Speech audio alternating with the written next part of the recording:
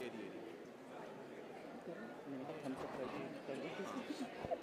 पहले काम करो, ऑल टैप करो। रुको मेरी बात, अब पहले ये देख लो सही है सारा नाम, ये तो सूद है। नेक्स्ट इसके बाद हम खाना है, ये आएगा तो ठीक है। ठीक है, इसकी वाई के ऊपर है। उसके बाद हाँ, इसके बाद चलेगी तेरी नाम चेक कर ली, सारे लाइन से हैं, सीक्वेंस हैं, कभी किसी का किसी दबा दें। We are going to begin the conference shortly. Kindly settle down.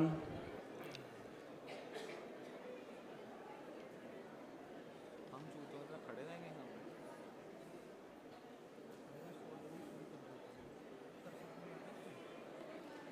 Cursor नहीं आ रहा ना इसमें।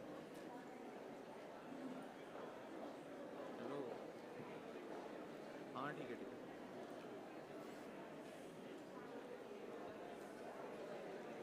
कर्सर नहीं आएगा ना, यहाँ स्लाइड देनी पड़ेगी शायद।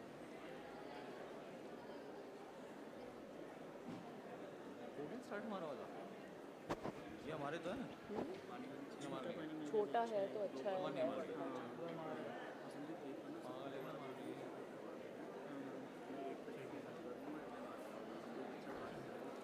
अच्छा हमारा डिस्प्ले तो सामने है ना, क्या करना है? कोई बात नहीं, चलेगा। मेरी बात है। Hello everyone, we are about to begin. Kindly settle down.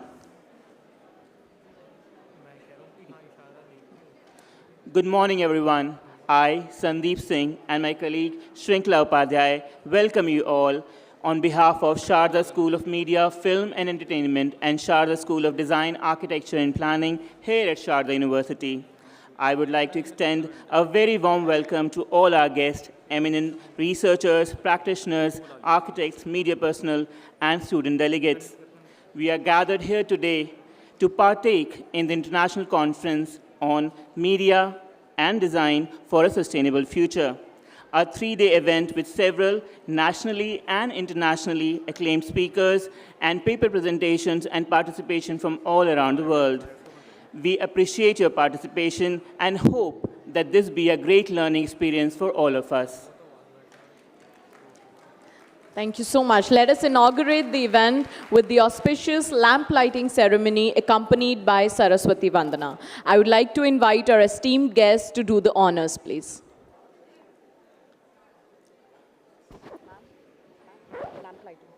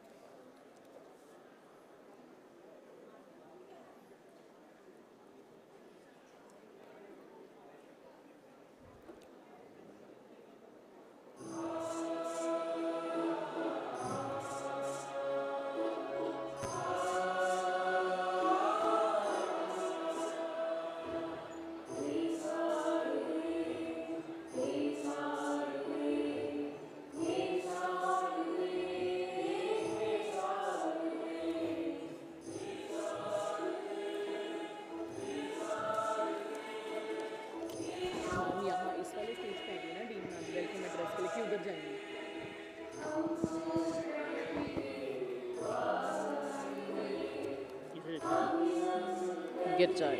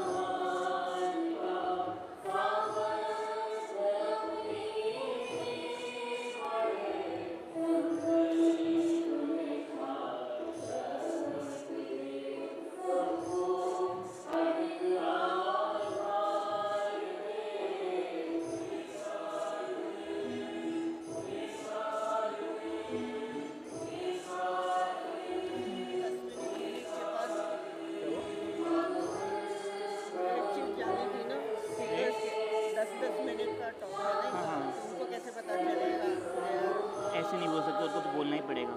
नहीं, उनको रेड शीट देनी थी, रेड शीट? कुछ भी देनी थी कि their time is about to end. ऐसा हमें तो कुछ नहीं बोला।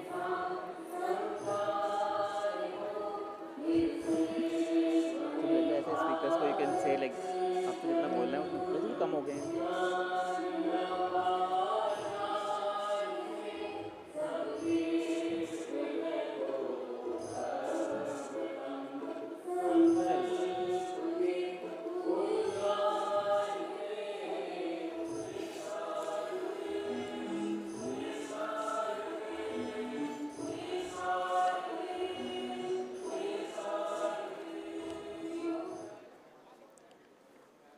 Thank you so much, our esteemed guests. A round of applause for everyone and for beginning ceremony of our inaugural session of International Conference on Media and Design for a Sustainable Future.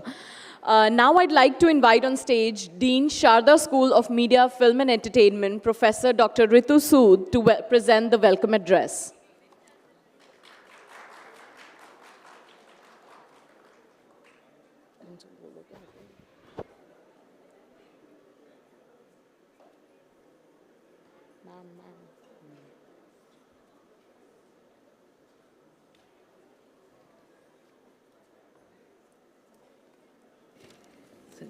Good morning and namaskar to esteemed delegates and students.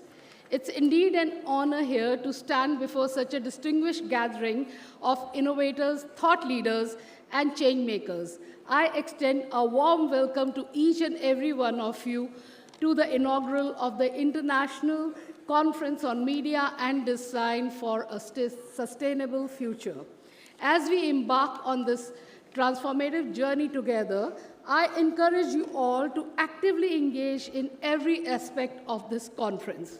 Let's make this not just a series of presentations and discussions, but a dynamic exchange of ideas and experiences.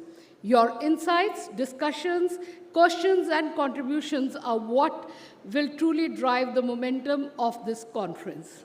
Throughout the next 2 days, let's challenge ourselves to think critically, collaborate effectively, and explore new possibilities. Let's break down barriers and build bridges between disciplines, cultures, and perspectives together. Let me leave you with a quote: let our creativity be the brush, our media the canvas, and our action the masterpiece, painting a sustainable future for generations to come. Let's keep this principle in mind as we explore the intersections of media, design, and sustainability in the days ahead. Thank you.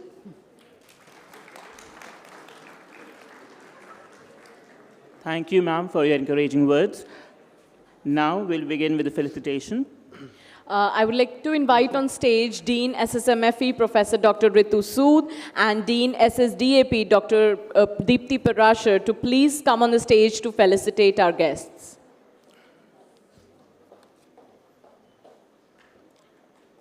A round of applause, everyone.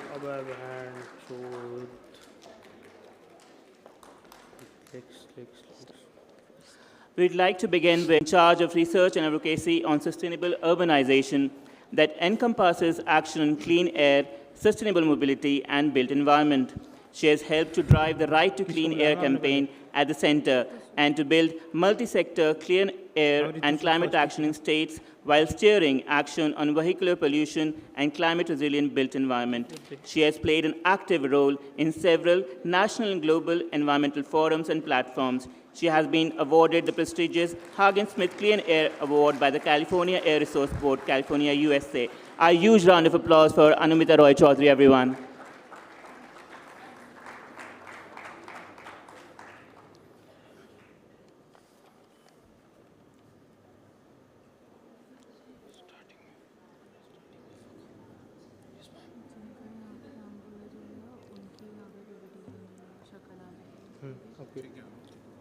Thank you, ma'am. Now we would like to invite on stage Mr. Ramveer Tanwar, TEDx speaker, environmentalist, brand ambassador, GNN. Mr. Ramveer Tanwar, famously known as our Pond Man, is a much celebrated environmentalist and TEDx speaker based in Greater Noida. He has been passionate about water conservation since his student life. He started his campaign called Jal Chopal in Gautam Buddha Nagar, Uttar Pradesh, urged people to conserve water and save natural resources like ponds, lakes, and wetlands. He got trained by the Central Pollution Control Board and Government of India. Presently, Mr. Tanwar is the founder of Say Earth NGO. He's been praised by Honorable Prime Minister Shri Narendra Modi in Man Ki Baat and felicitated several times by Honorable Chief Minister Uttar Pradesh Shri Yogi Adityanath. He has been declared as the recent brand ambassador of Swachh Bharat Abhiyan Ghaziabad and appointed district coordinator of Bhujal Sena Groundwater Force by the government of Uttar Pradesh. A huge round of applause for our pond man, Mr. Ramveer Tanwar. Next is Thank you, sir. Now I would like to invite Dr. Vandana Sehgal on stage. Dr. Vandana Sehgal is an architect, an artist, and an academician. She has been teaching architecture since 24 years. She is currently the principal and dean of Faculty of Architecture and Planning, AKTU, Lucknow. Her area of research is architectural theory. She writes regularly in journals and theoretical aspects of architecture, cultural theory, pedagogy, and practical design issues. As an artist, she has done solo shows between spaces, Ramayana, Lucknow Ek Nazar, The Woman and Krishna, and has participated in group shows with various artists in all over India. She has painted illustrations for reputed authors and publishers. She has curated many exhibitions like White on White, Sanctum, etc. As an architect, she is associated with design projects like Extension of State Archives, Lucknow. Thank you, ma'am. Now we would like to invite on stage Mr. Rakesh Khatri, the Nest Man of India and the founder of Eco Roots Foundation. A documentary filmmaker by profession and an environmentalist at heart. He switched full-time to environmental conservation in 2007, committing himself to ecosystem conservation, particularly in the pursuit to find a solution to the dwindling population of sparrows. After multiple innovations and experimentations, Mr. Rakesh succeeded in creating a nest out of bamboo sticks, cloth, jute, cotton, among other things, which have an adoption rate of over 85%. An initiative to save the house sparrow started in 2008 with 20 nests and has now become a movement today with a total number of over 6.97 lakh nests made as on December 2023. With over 5,000 workshops organized, Sir has over 14 lakh attendees directly having made nests with him. Thank you so much, sir. May we have a round of applause for our guests? Thank you so much. Now we would like to have on stage Mr. Vikrant Tongar, environmental conservationist, social activist, wetland mitra. Mr. Vikrant Tongar, not here?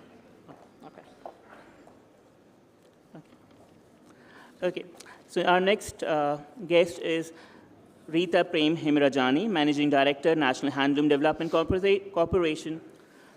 Ms. Rita Prem Himrajani is an IRPS officer of 1990 batch. She has been associated with Indian Railways for more than 3 decades and has held various key positions in HR and administration in different zones of railway, Northern Eastern Railway, Western Railway, Central Railway, and was HR head for second largest division in Indian Railways. She has a vast experience of field offices, policy programs in headquarters, IT and labor-intensive workshop. As director in Films Division, she has conducted 2 international film festivals and undertook infrastructure upgradation, including setting up of National Museum of Indian Cinema. Currently, she is the Managing Director of National Handloom Corporation. Thank you, ma'am, for your presence today. A huge round of applause for Rita, ma'am. And now we have our dear Professor Dr. Shovan Saha.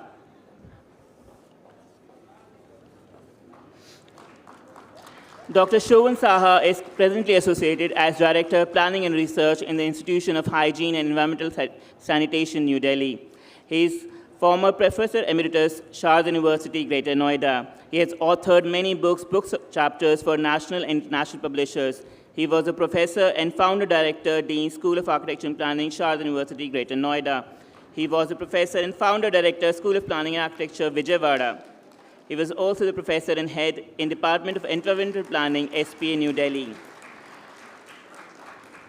Also professor in Department of Urban Planning, SPA, New Delhi. He has successfully supervised or guided over 10 PhD candidates on planning and architecture subject. He is member of PhD Review Adjudication Committee, SP, New Delhi, IEST Shipur. Thank you, sir, for your presence today.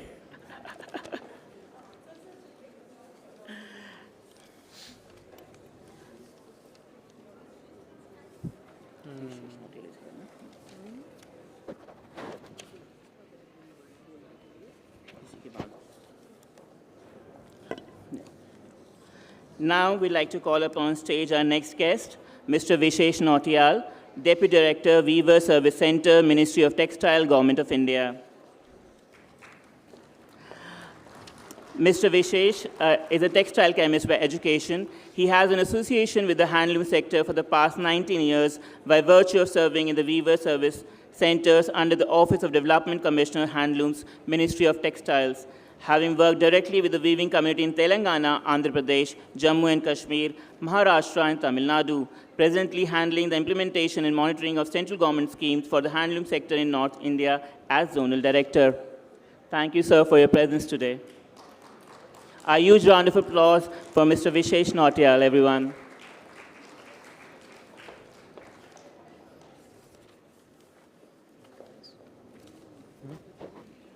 Thank you, ma'am. अबे वो कहाँ है?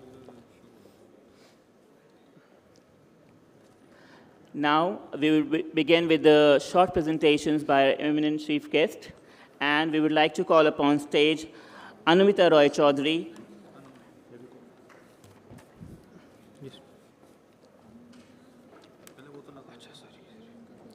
A huge round of applause for Anumita Roy Chaudhary, ma'am. She will be speaking on transforming cities for climate resilience and mitigation.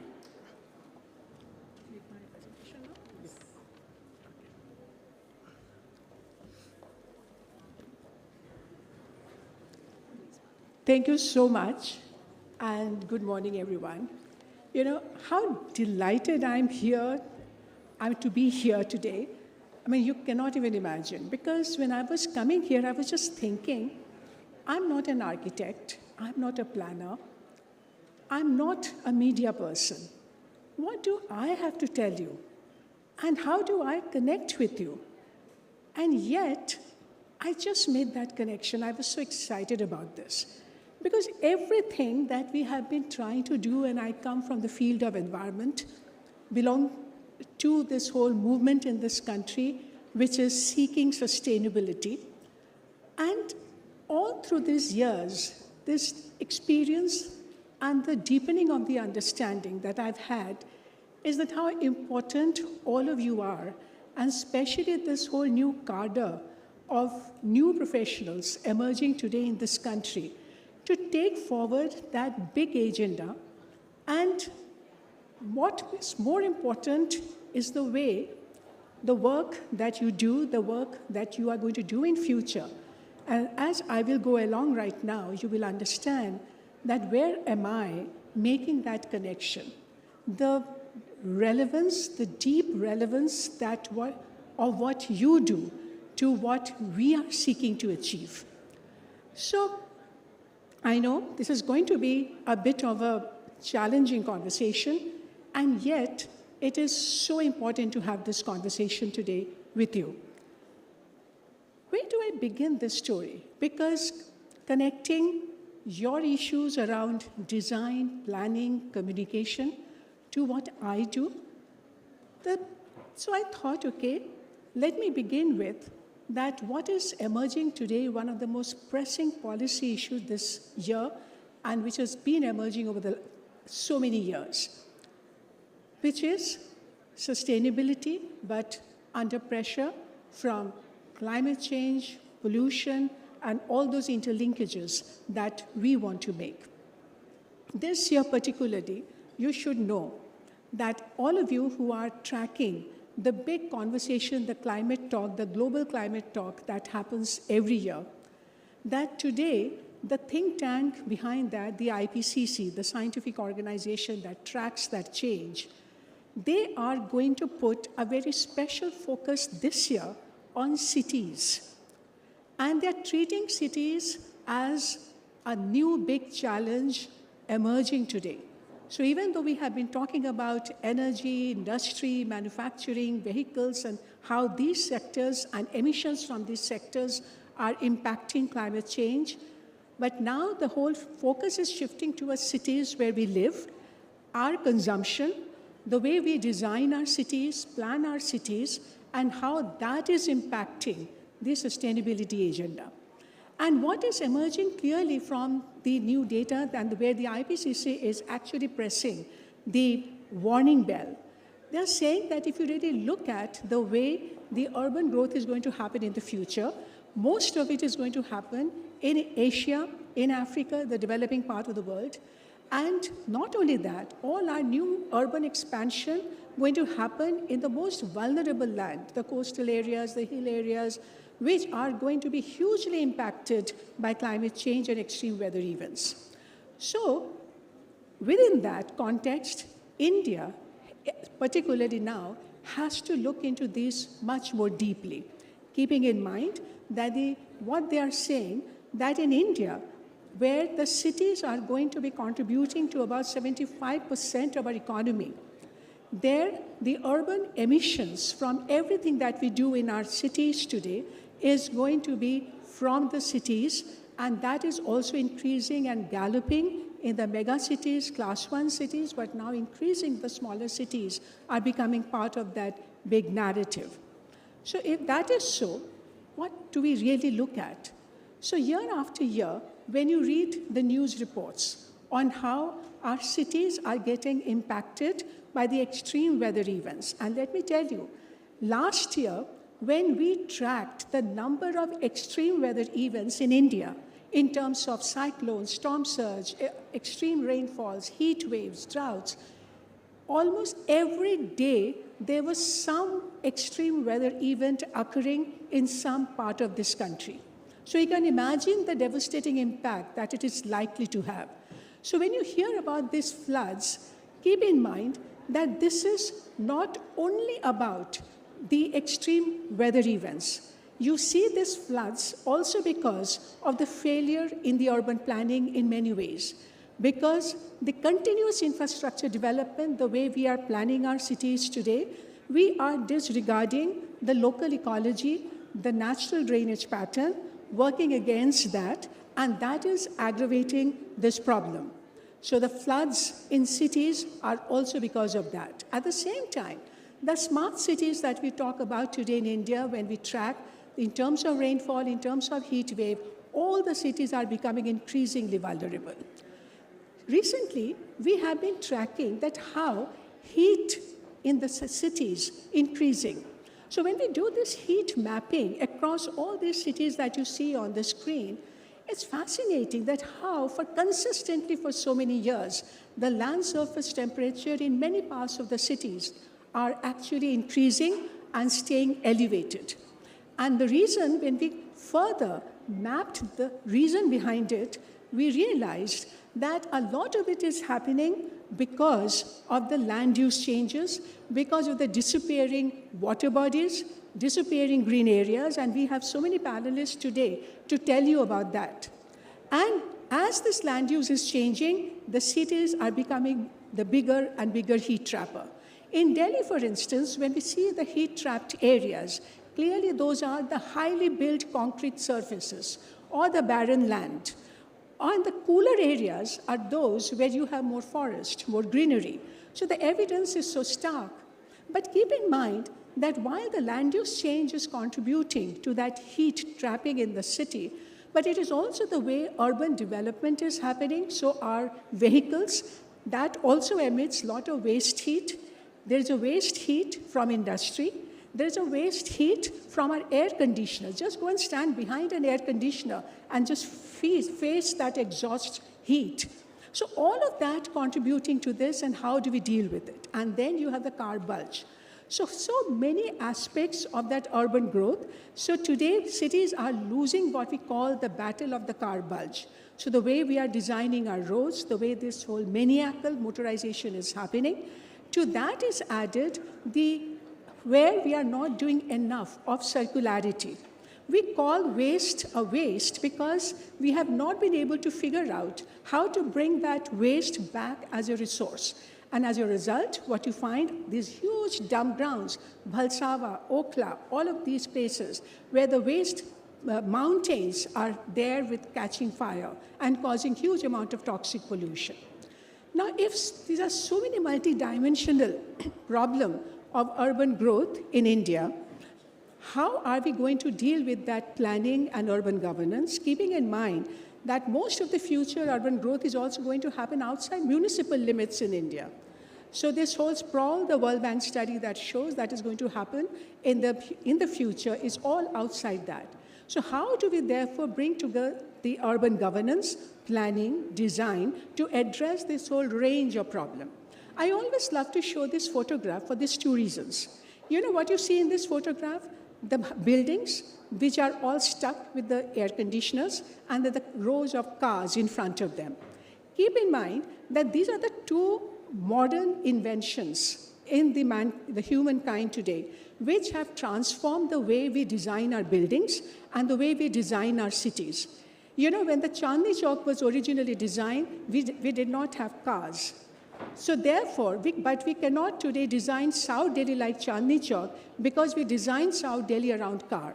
So your buildings, your traditional building that you have seen, which were originally built, were all for passive architecture, for ventilation, for daylighting. But all your new buildings today are designed around the AC, which is a huge energy guzzler. These are the huge disruptors that we have in our cities today. So what do we deal with this? So very quickly, if we can just look at some of these aspects of the urban emissions and the energy intensity of the urban growth, and understand where your role comes in. So when you look at the built environment, clearly what we are going to say, and it is being said, that almost 60% of India that is yet to be built, which means a lot of construction that is going to happen in the future. This is an opportunity, but this can also be a disaster if we do not get the blueprint right. So then, what it also means that if the built structures are going to trap a lot of emissions and carbon, then how do we deal with that going forward? So today, we know that in India, there is the whole cooling concern. So the whole built environment, the buildings that we make today in our cities, they are saying that how this is going to, in just the cooling demand in our building, is going to upset the whole energy budget of the cities. And so yet, when you look at these buildings, and I ask you, can you tell me just by looking at these buildings, where these buildings have been built, what kind of climatic conditions these buildings have been built? Maybe you will say all of them are from Noida. And yet, when you go one by one, you have Chandigarh, you have Gurugram, you have the Mumbai, you have Kolkata, there is Chennai, here is Bangalore, and here is Noida. And yet, they all look the same. So somewhere along the line, we have just lost the plot. Even though our energy conservation building code has been framed for 5 climatic zones, but when the buildings are being made, you cannot even make out for which climatic zone this has been built. And yet, suppose you go to today the eastern part, the Kolkata, where you're building these modern glass houses, but the original buildings were all around leveraging the climatic advantages of that region, the cool breeze, and the openness of the traditional architecture, which we just kind of lost it along the way when we had to design for the new. But understand the risk of doing that. Very recently, when we correlated in Delhi, the hourly change in our electricity demand, during summer, what you see here, that the moment the heat index, which is a combination of temperature and humidity, crosses 32 benchmark, till that point, your electricity demand is quite stable. But the moment you cross it, it spirals out of control. And the reason is the whole demand from air conditioning. In Delhi today, we have found that the nighttime peak electricity demand can be higher than the daytime peak. And the daytime, when you have institutions, your retail's all open. Nighttime, they are all closed. So your residential cooling demand is upsetting and building up a nighttime peak for electricity. So this means we are not looking at thermally comfortable buildings today.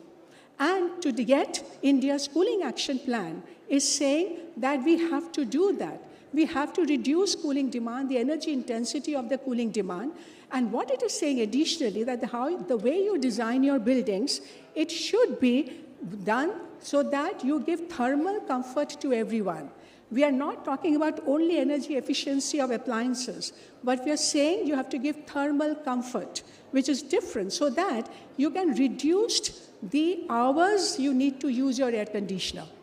But the way the building infrastructure, the structure, and the construction patterns are changing today, with the new materials coming in, and it's just not the brick and mortar anymore. So you see all this sheer prefabricated concrete, all this being done in different parts, adopted for affordable housing, only for the reason that they're very quick to build. But what you see here, they're all without any shading device. They don't have insulation, so they ultimately become huge heat trapper.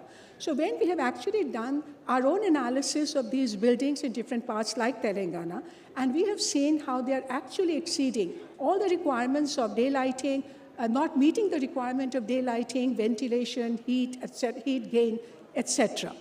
So clearly, therefore, we need to change the paradigm. And it is actually nice to see how the architecture community today is coming forward, and they are adopting different features and a great way, the fusion happening between learning from the traditional architecture. So the Jali work of the Rajasthani traditional architecture getting adapted in the modern buildings. So like this, we are seeing this kind of innovation happening, and that's where we really need to go. We are also looking at just not the building, but how you need to deal with shading of the cities.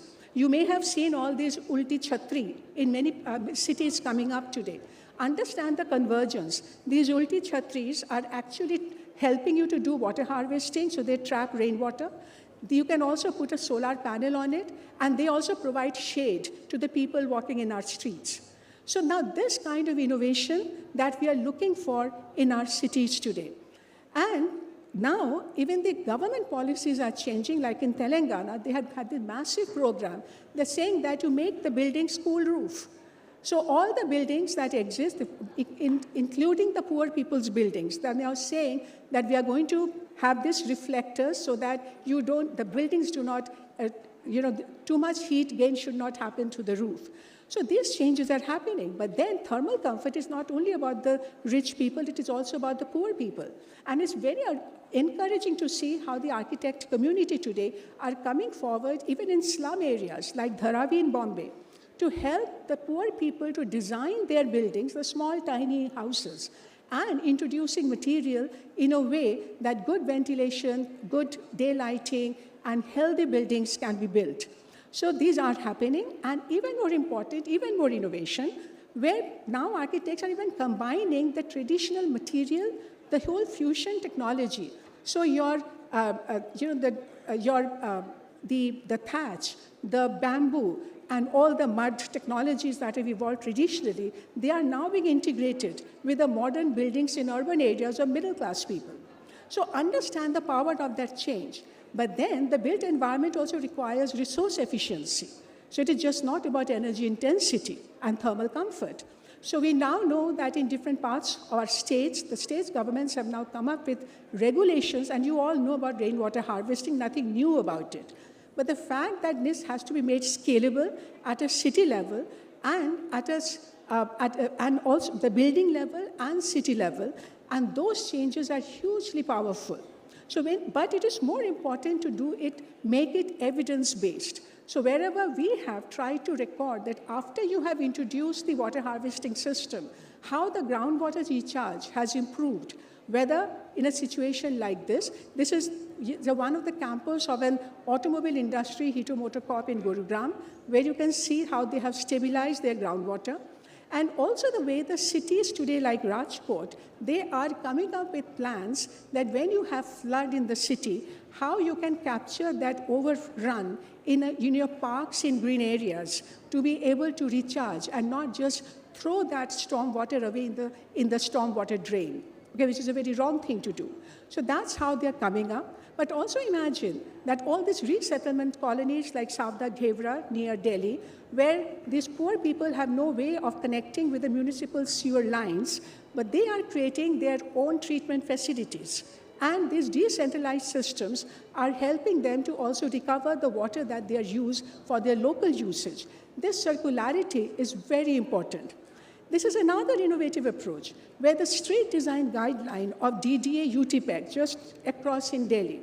Just see what they're saying, that we all take the roadside drain for granted, that it's supposed to trap water and just throw it out of the city. But here, look at the way they are designing with these gravel pits in between so that it filters water and it helps to recharge the groundwater. So your roadside drains become then not only the drainage, but it is also the water conservation technique. Now, this is part of the street design guideline, which then should be mandated and be made scalable.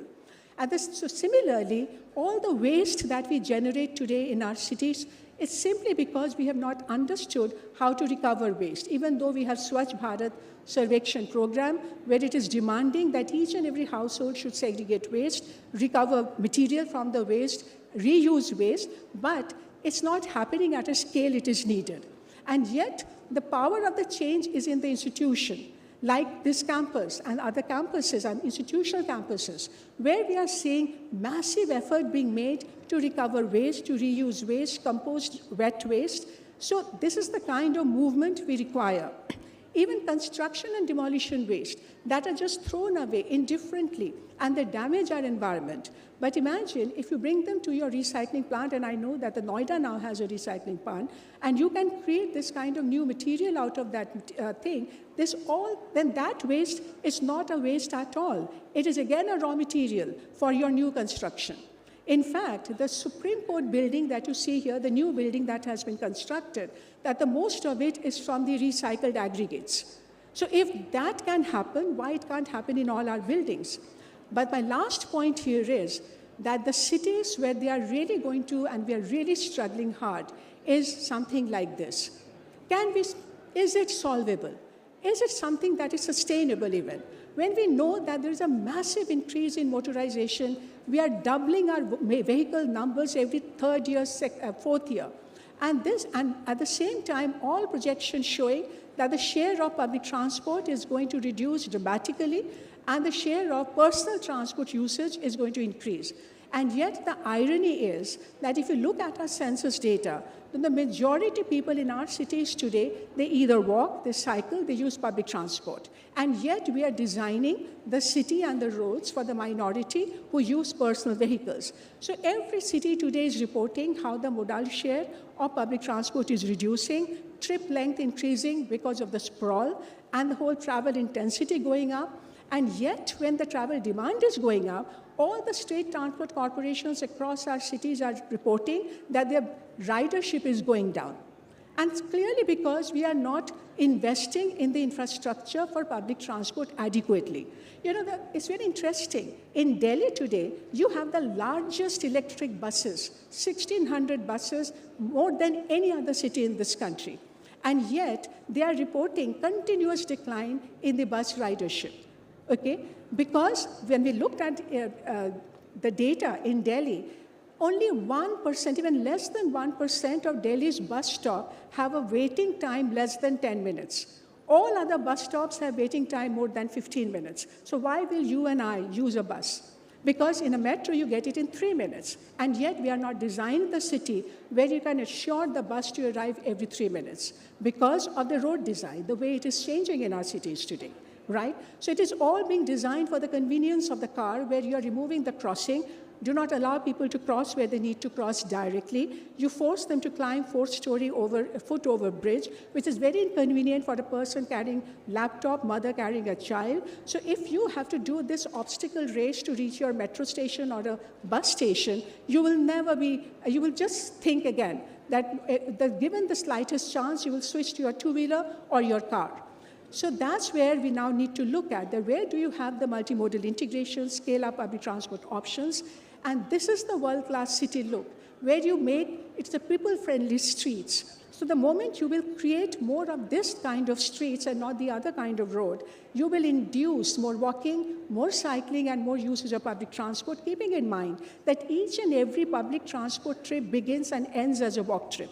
So if you do not make your access to the public transport nodes convenient, accessible, and safe, then people are not going to use public transport. Now, the small changes that are happening today, like the Ajmal Khar Road in Delhi, which has now been made vehicle-free, the Shahjahanabad, now these are too small, but important. But this will have to be made scalable. And why? Just understand the power of the change. Today, they are saying that in Delhi, after the entire metro network is in place, 60% of the Delhiites will be within 15 minutes walking distance from a metro station. Now, if you live within 15 minutes walking distance from a metro station and you are given accessible street, very nicely done streets, or a cycling track or paratransit, then why will you want to take your car out? And yet, we are not being able to gain from it because we are putting gates all around. We are not designing our blocks adequately, even though we have the transit-oriented development policy, which requires you to develop 400-meter radius around your metro station in such a way that the metro station becomes hugely walkable, accessible, and you bring more people to come and live close to that metro station. And now these are the typologies in buildings for TOD areas that are actually changing in India, where you can see how they are no longer making segregated building design, but you see it's an integrated building design where the retail is the frontage, but the residents at the back, but you maintain the privacy of the residential block, and the active frontage that you have on the street, but not a setback with a wall, that makes your street so much lively, so much safe, much safer than the gated communities you have and the big walls around super blocks. Now, the policies are already there, but the new developments will have to happen along those lines. But for that to happen, you also need restraint measures. So you cannot continue to give hidden subsidy to the car with free parking, or less amount of parking, unlimited parking, no congestion charges, and then here what you see, that if your road space is taking away about 23% of Delhi's geographical area, your parking demand is taking away another 10%. So between parking and road, Delhi has already given away 1/3 of its geographical area only for vehicles. Now, that's not sustainable. So therefore, when the Supreme Court gave a directive to Delhi, they started making these pilot changes in Kamla Nagar, Lajpat Nagar, and just see the before and after effects. The moment you do a proper street organization, you rearrange the street activities, you will find space for organized parking, and you will not allow illegal parking. Parking will not happen in green areas, on the footpath, near the intersection, and that's the power of change at the local area, and your neighborhood becomes so much more walkable, livable, and healthy. That's what we really need to look at. So finally, to conclude what I'm saying, that all of us sitting here, and that's where I said, how do I and you connect? This is where the sustainability connect is.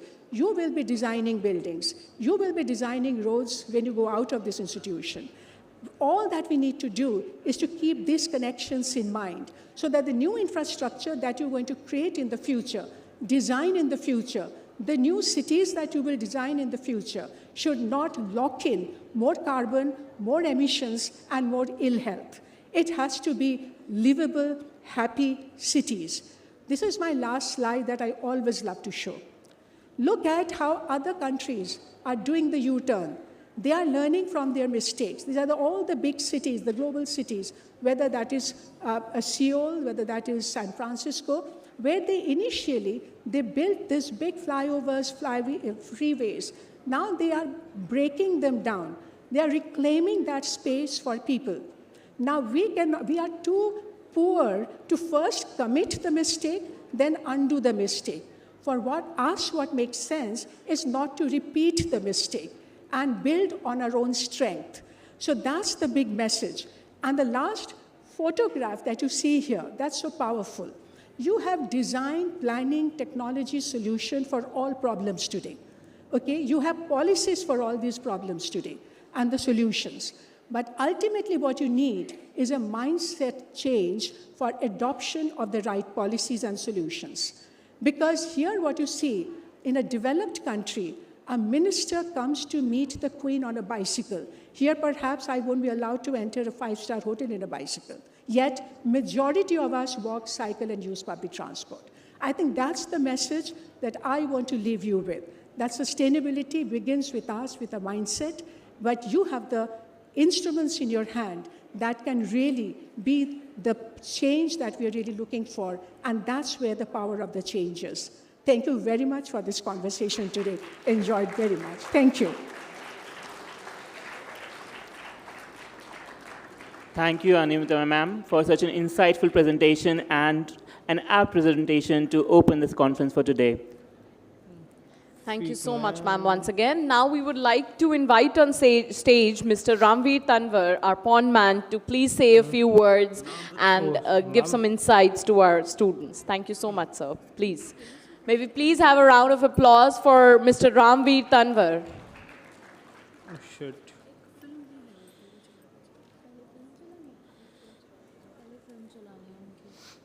Which one, ma'am? Okay.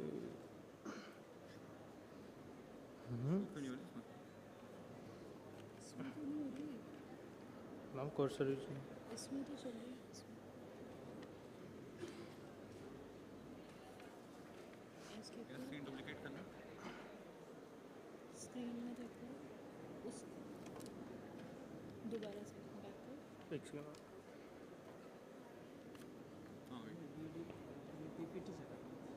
Okay, okay.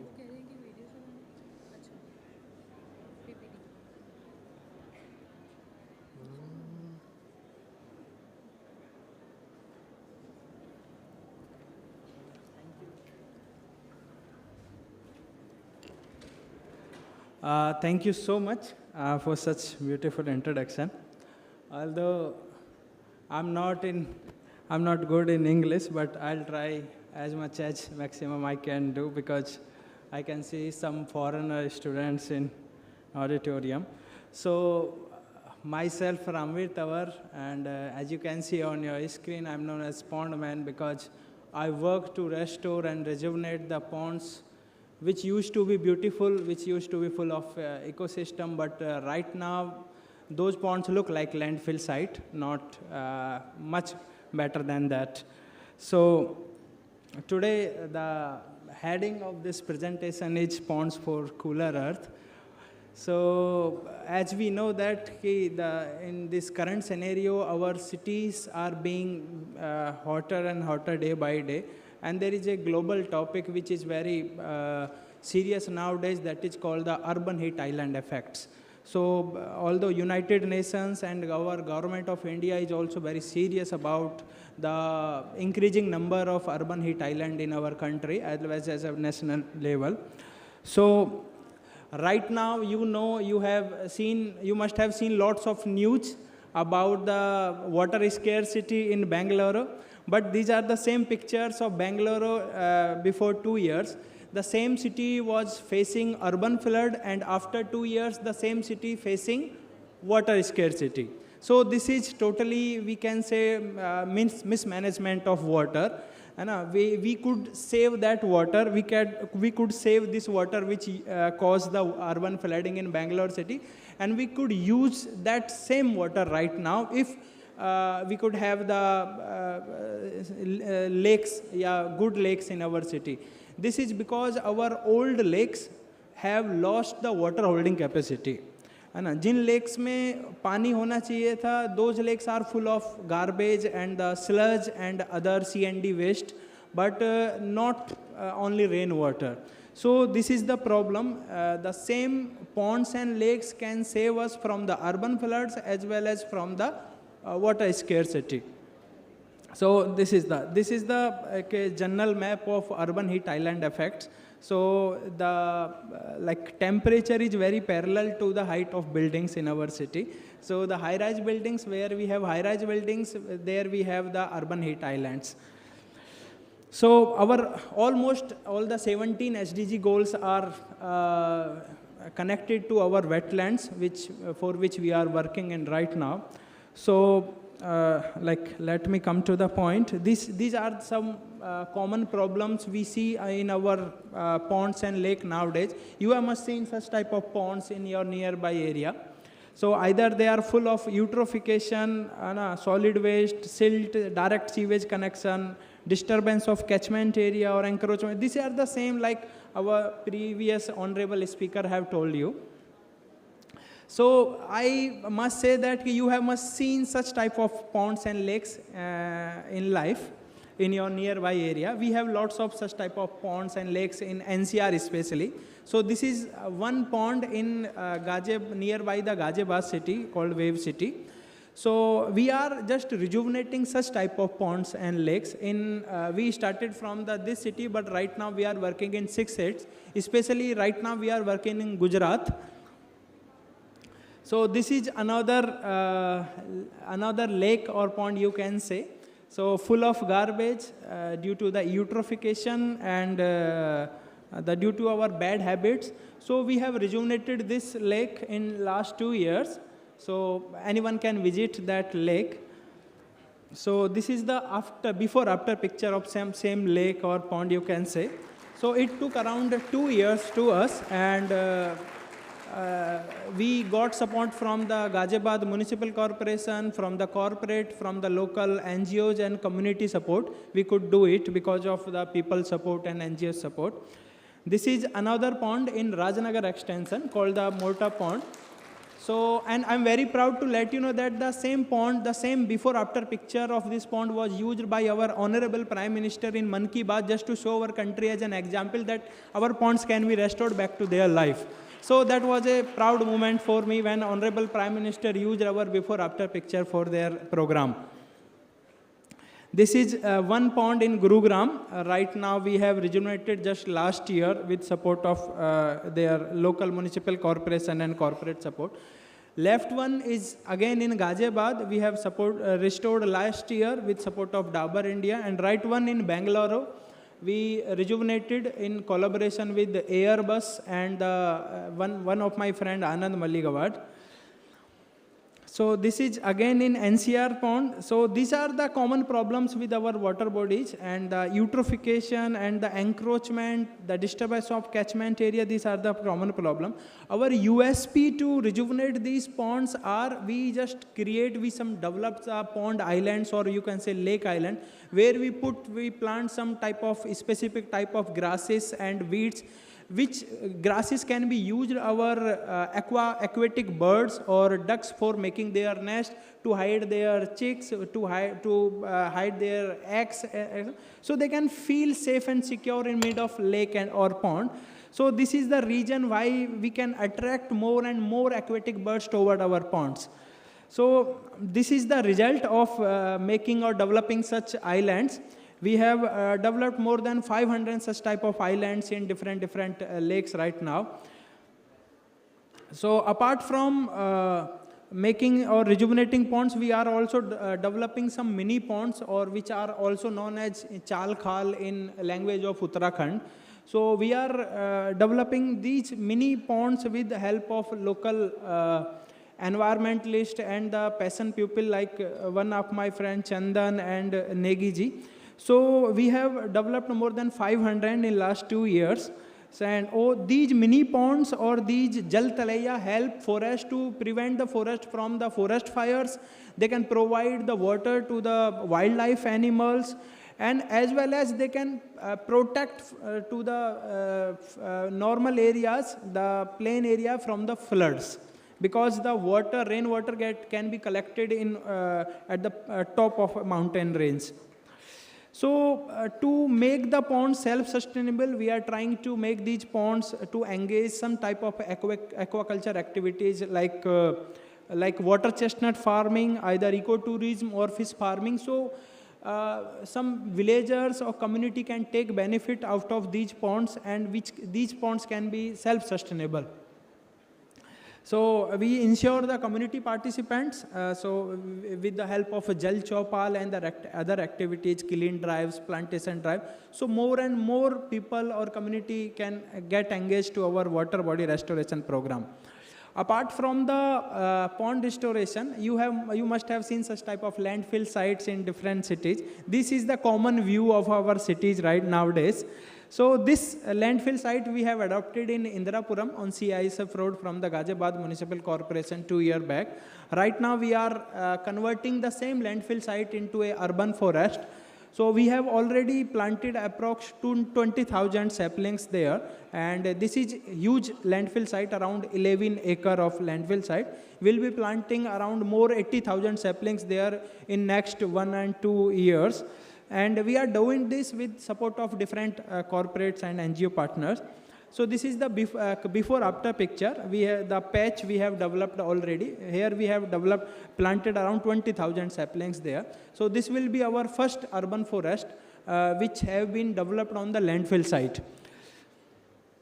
This is another landfill site in Siddharth. We have adopted, and we are doing this with support of again with different partners. This is again a huge landfill sites. We are working on this from last 2 years, and the problem of these type of landfill site that you can see some high-rise buildings adjacent to these landfill sites. So they have not sold any flat in last few years because lots of garbage and other problems. But the funny thing in this is the name of that project or building is, you can assume, the Fragrance Society. So that is again a problem. Their flat cannot be sold because some buyers come to purchase a flat and they see that they cannot stand nearby that society because of some smells, and the name of that project is the Fragrance. Yeah, this is the current picture of the same landfill site. Nowadays, that same project, the same builder is selling the flats which are at the side or which are facing the landfill site, 10% on 10% hike, because they are committing that we are giving you flat on the forest view. So these are our corporate partners who have supported us in this mission because they are of CSR funds. So Honorable Prime Minister, Honorable Chief Minister, many Bollywood stars have supported us in this mission. We are very thankful to that. So thank you so much. This is the last slide of us. So we have some videos. You must be thinking that it take only 1 click to do before after of any pond, but believe me, it take a lot of efforts and time. So you can just see and understand by watching these videos. If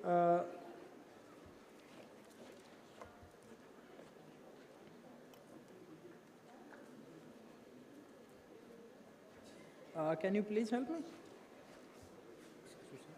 Yeah. Yeah, video.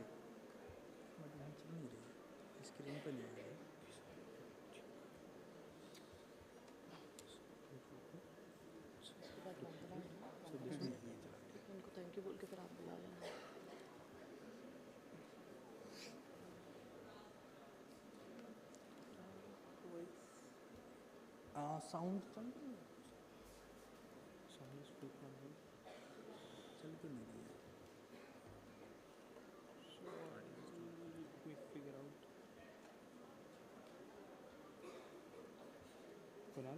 Call Rahul late अभी तो करते हैं फिर इसको.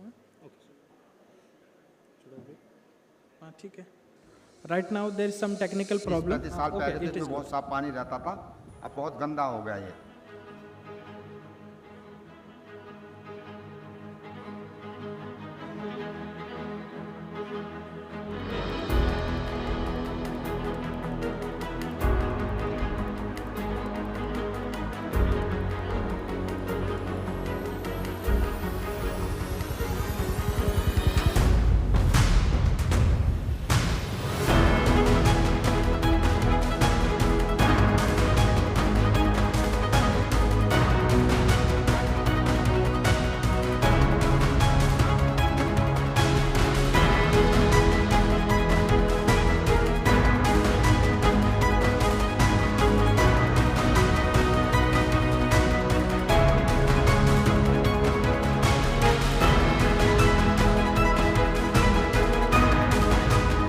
था, कभी सफा नहीं हुआ, ये इतना गंद था इसके अंदर, कभी नहीं हुआ ये सफाई। अब तो सर एकदम ये समझो स्वर्ग जैसा लग रहा है।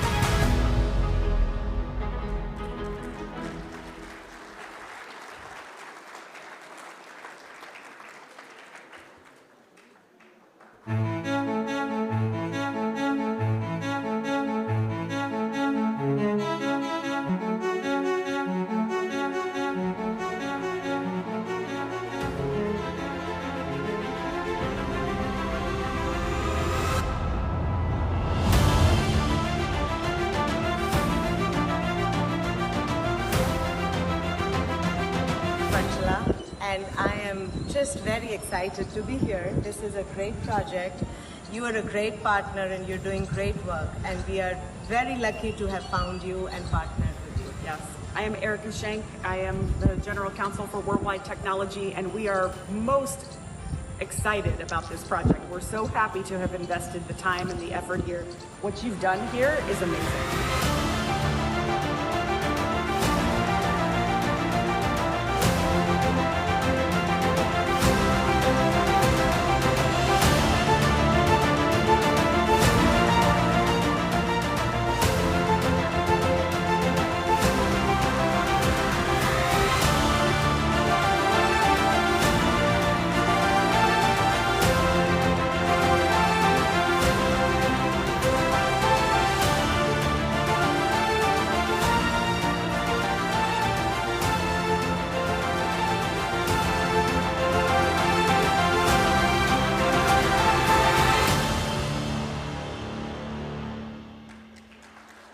Thank you. Again, I have one more video.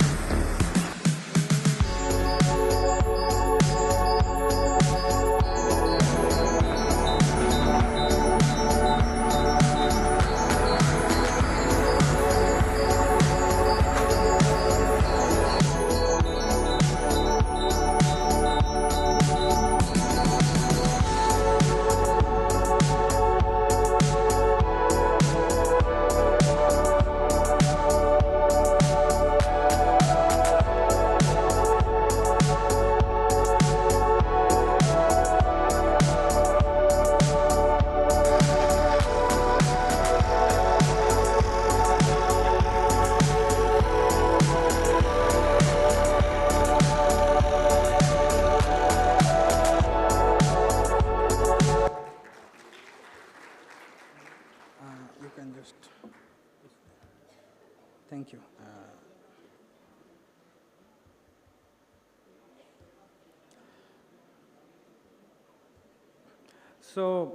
Thank you so much. You just listened me very carefully. I'm very grateful for that. Although the work you have seen is very, the amount of work we need to do today is very much, but we are just working a little amount of that because we need more than 1 lakh of pond man to create a real impact. But we are also trying, where we are working, we just trying to replicate, we are just trying to create our clones. So everywhere we restore a pond, we just try to train a youngster and we give the name him pond man or her a pond woman. So our work can be replicated in future in different villages and cities. But the challenges we are facing right now that we have learned how to rejuvenate and restore the ponds, but still we need to learn how to rejuvenate or restore the mindset of people. Because many times we restore the pond, but after 2 to 3 years, it start to come to again to the same situation. Because people start throwing the garbage into the same pond, they just connect the sewage to the same pond. So these are the problems. So it will take a time because the situation of these ponds have not been so severe or so dirty in 1 or 2 years. It had take long year. These beautiful ponds have been converted into landfill site in last 50 to 100 years. So it will take. We cannot rejuvenate the ecosystem or biodiversity in 2 to 3 years. It will take again lots of years to, if we really want to restore the ecology or ecosystem of that area. So, but we need lots of people, lots of youngsters. It may be from the audience sitting in front of me. So you can be one of the pond men or pond woman. You can participate where you can do. So thank you so much for giving me opportunity. Special thank you to Sikha for great coordination. Thank you. Thank you so much, Mr. Tanwar, for the exemplary work that you're doing and to motivate our students to become the next pond man or pond woman of India, as well as, talk about saving our environment. Thank you so much for being here. I think, sir, you are an inspiration, and your sobriquet, the pond man, is fitting for the amount of work that you have done. Thank you very much. It's okay. Now, I have a slight announcement. There's a car 0899 outside the auditorium. There's a construction work going on. Kindly move the car from there. Car number 0899. Now we move to the next presenter, and we have Dr. Professor Vandana Sehgal, Principal and Dean of Faculty of Architecture and Planning, AKTU, Lucknow. She will be presenting on sustainable practices in architecture and design. A huge round of applause for Vandana ma'am, everyone.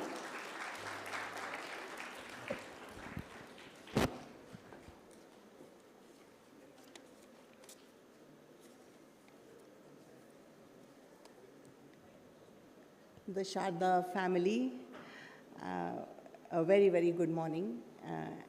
I am extremely honored to come here and be with you and share my views. I am also honored that we have so many eminent speakers today who have done grassroots work in sustaining this earth, in almost saving this earth, we would say, because it's all right for academicians and researchers like me to talk about solutions, to document situations, and maybe motivate students to see and maybe see what is happening in the world.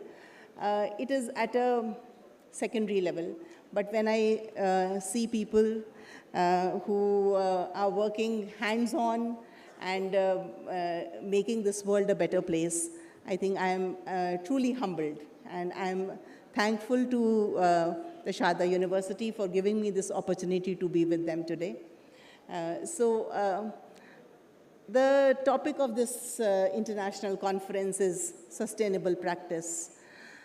So sustainability is, I think, the most loosely used word today, I think, so many students talk to me, and so many students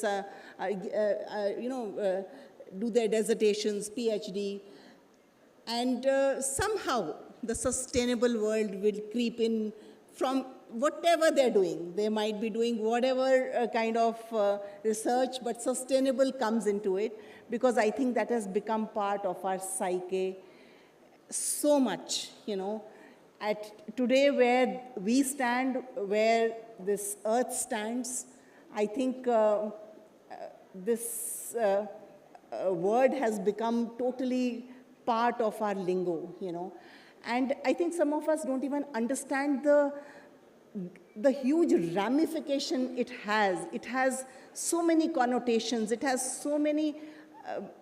We just, heard our speakers since morning, and in the first presentation, we saw the huge gamut of, aspects that we are concerned, we should be concerned with, and we stand at a very, very critical time. So when I was growing up, nobody knew sustainability, I was in the school, nobody talked of sustainability. When I was in college, nobody talked of sustainability, except that maybe I think in Rio there was a conference and they said they should have a sustainable agenda, but nobody gave heed to it. No academician was bothered about it.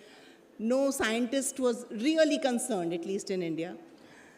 And now we are at a situation, just 30 years later, that they have given these SDGs, which you must be also familiar with, which are the Sustainable Development Goals, which are 17 in number, but they encompass every part of our lives and how they govern us and how we should go about it and what are the challenges that we are facing today in the world and how we should mitigate them.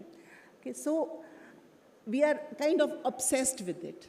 But when I was growing, nobody thought about it because I think that time we thought we lived in a world of plenty. There was so much around, And I think more than that, I think we lived in a situation where we were in sync with the nature.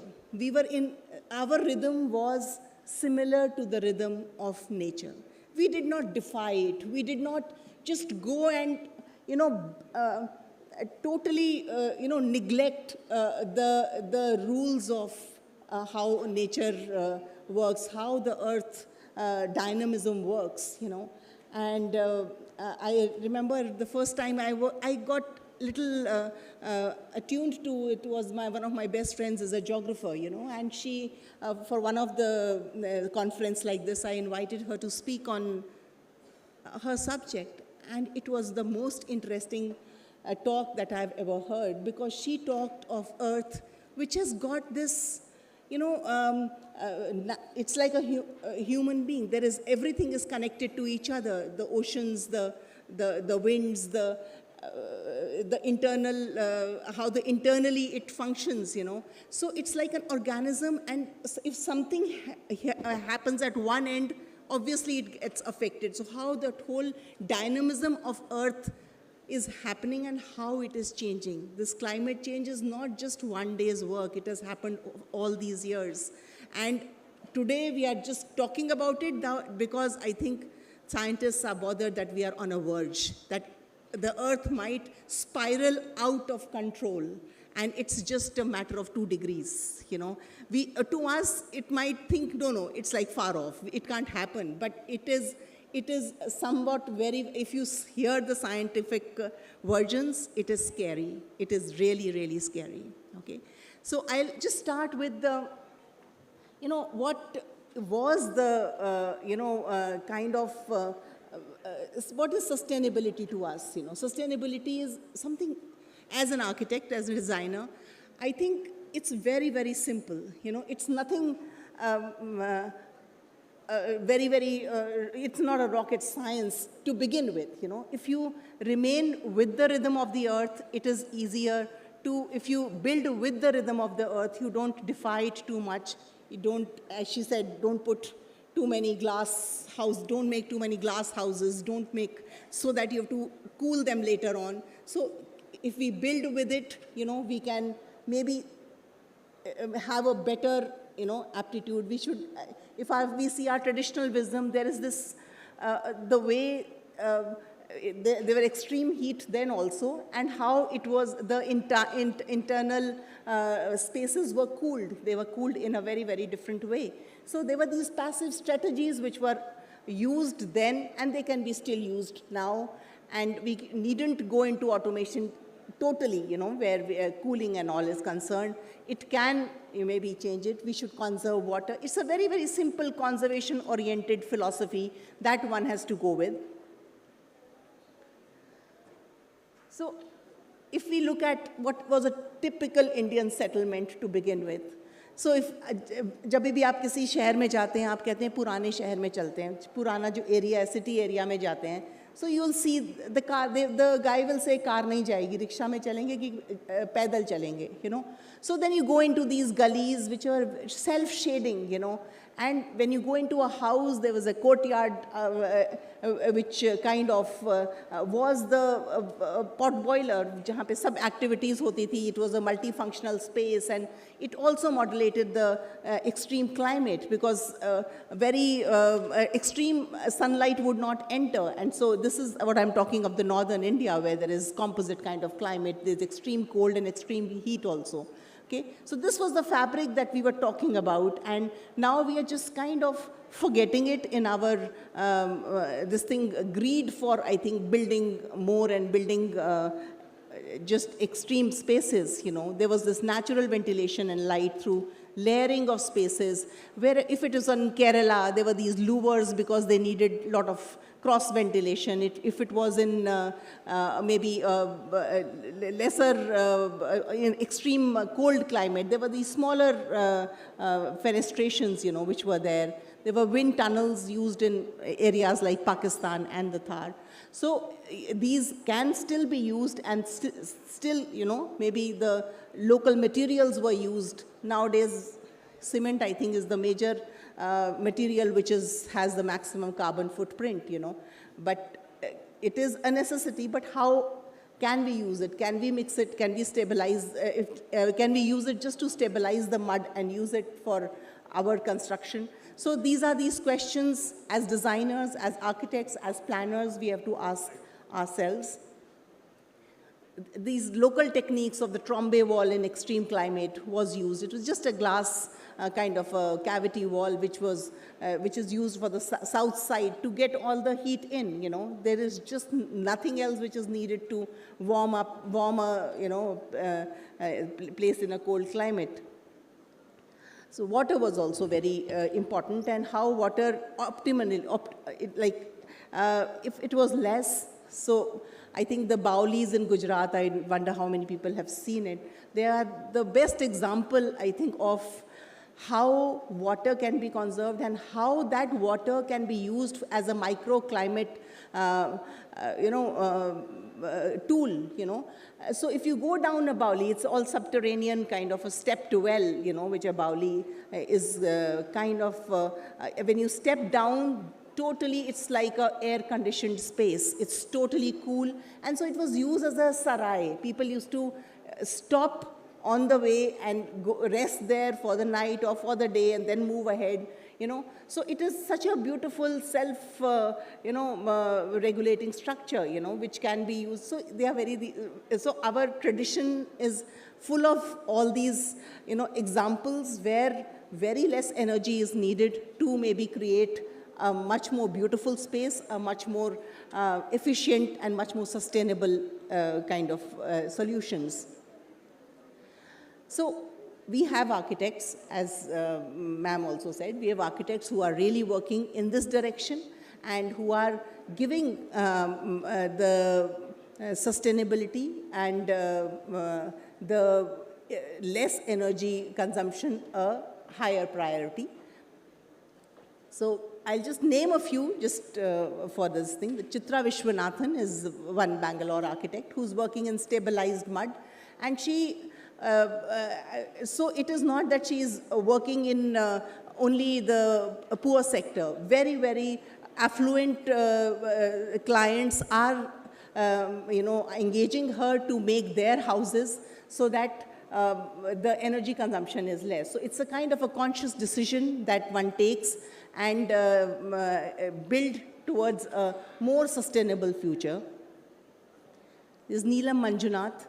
She is known as the bamboo ambassador from India, and she's, kind of advocating how this grass called bamboo can be, what species can be grown and which species are better for what, and structural bamboo has come in a big way. We have got the airport in Bangalore, which is made from bamboo, but she also makes these smaller structures but she also combines it with regular structures so that the use of bamboo can be more, and so these alternate materials are a way forward in a very, very, if we use it in a very conscious way. Charles Correa, the way he designed, the way he, the way he, I think, promoted, the way he used the spaces, which are very traditional, like the courtyard, the traditional material, in very, and to create very beautiful spaces is also commendable. B.V. Doshi, who's done a lot of buildings and known more for his academic work also. He also used these, maybe the pergolas, the typical materials which are, contextual, in his work. And he promoted the Indianness, in the genre of architecture. Is Ashok Lal, who has, he has used these mechanical lures which can kind of moderate the heat gain in a building. So there's a lot of work which is being done on facade control and all that. These lures work very, very well in the composite climate of India. So Manit Rastogi has made the Pearl Academy, which is also very, very talked about, and how courtyards have been used in a institutional building, and which makes a place for very good social interaction, as well as a very cool kind of a space in a place like Jaipur. So we, and in the micro level, we are talking of architecture and buildings. But at a macro level, when we talk of cities, we have seen so many, very disturbing shots from the urban scenes that we have, because I think we are not planning. We are growing very fast, and I think our cities are growing very haphazardly, and we are trying to mitigate some of the problems that we face in the city, but sometimes it's late, and but there is a drive to improve our infrastructure, to improve mobility plans, which is the main bane of a city. I think the mobility is the main bane. And through the Smart City mission, we are trying to smarten up our cities. So the smartness is mostly misconstrued, but we are using technology and IT to make cities more energy efficient, So it is a way to manage our waste, to manage our heritage, to manage everything. So smart is a very wide kind of a spectrum in this. And we talked of heat, the heat island effect, and now even we are mapping cities so that we know where are the areas which have the maximum heat gain. And so as a result, there is a difference of 2 to 3 degrees, which is, which is more than acceptable. So it seems very, why are we doing all this? But what is happening is that now maybe you must be realizing that 2 days or 3 days in a year which are unbearably, hot. But then due to climate change, they are saying there might be at least 20 days in a year which will be unbearable, that you cannot, it is unsafe to go out also because of this. And because it will be, the heat will be more, and in a city, because the heat gain is more because of the surfaces, because of glass, because of congestion, because of traffic, the heat is extremely high and unsafe. So it becomes very, very paramount to document the heat gain in cities. And many colleges like us and many researchers are mapping it and projecting ways to mitigate it. So the idea is how to retrofit a city. It's a very difficult job, but retrofitting is important. That अब city बनी हुई है सारी की सारी, but बहुत गर्मी हो रही है, and how do we manage that? So the only way is, I think, to green it very judiciously, not without any considered kind of opinions and scientific help. But greening is a simplest solution which one sees. So because with that, there are a lot of solutions there. There are small, they are called Miyawaki forests, which are these small, they are done in very, very small patches of land which are available in the urban areas. And one has to grow the local species, but all small and big together so that they survive together. So, and they create a kind of a carbon sink, that it creates a kind of a lung for the city. So, and we can have green walls, green roofs, water roofs. So there are various, and how to treat the pavements, because there are so much of the hardscape is there in the city, which kind of gains a lot of heat. So that is one of, so it's called GI, the green infrastructure, which we can incorporate in a city. So this is examples you might have seen in Delhi also. There are these green walls which are available, which are now being constructed, and then there are these green roofs which are there. I recently met this amazing man from Jaipur, you know. He said he had a very nice story again. He's doing such grassroots work. He said that he used to work for this multinational store, you know, who used to and procure vegetables. He had a background of agriculture. He used to procure vegetables for them. And he says once they had gone with trucks to, there are 3 villages in Rajasthan which grow lady fingers, bhindi, you know. He says we packed all the bhindi for 3 days. We harvested them and we packed them in boras, and we put our trucks on the road, and we were very tired. And so we were sitting in the car, my team was with me, and they said, "Sir, khana khayenge." So I asked this guy, the farmer, that where should I have the food, kahan khana khaye? He says there are a lot of dhabas on the main road. You go there, have it in this dhaba. So we said, okay, fine. The moment we started, he stopped us again. I rolled down my window, and he said, "Sab kha lena, bhindi mat khana." And I stopped the car. I got out of the car. I said, "I am buying bhindi from you for the whole of the North India, and you are telling me tum bahar bhindi mat khana from a village which sells bhindi, you know, which grows bhindi for us." He says, हम इतना इसमें chemical डालते हैं क्योंकि हम भिंडी को टेढ़ा नहीं होने देते, कोई खरीदता नहीं है हमारी भिंडी जब टेढ़ी हो जाती है. हम इतना केमिकल डालते हैं कि जब आप सारे इतने बड़े बड़े झाड़ थे वहाँ पे खेत में. He says, when you go, we will cut these, and there will be at least 50 animals who have died inside, birds who have died inside. And he says, so we know it is highly poisonous. Just by being inside, they have died, you know. So he says, and then I said, you know, don't eat bhindi. He says, no. He took me at the back of his house, which he had a small patch of bhindi, which was done with manure and organic thing. So he says, that day, I said, he chucked his job. He says, I would like to provide fresh vegetables on a dining table in an urban house, urban setup, you know. So I think the luxury today is to get fresh vegetables and not wear a Gucci, you know.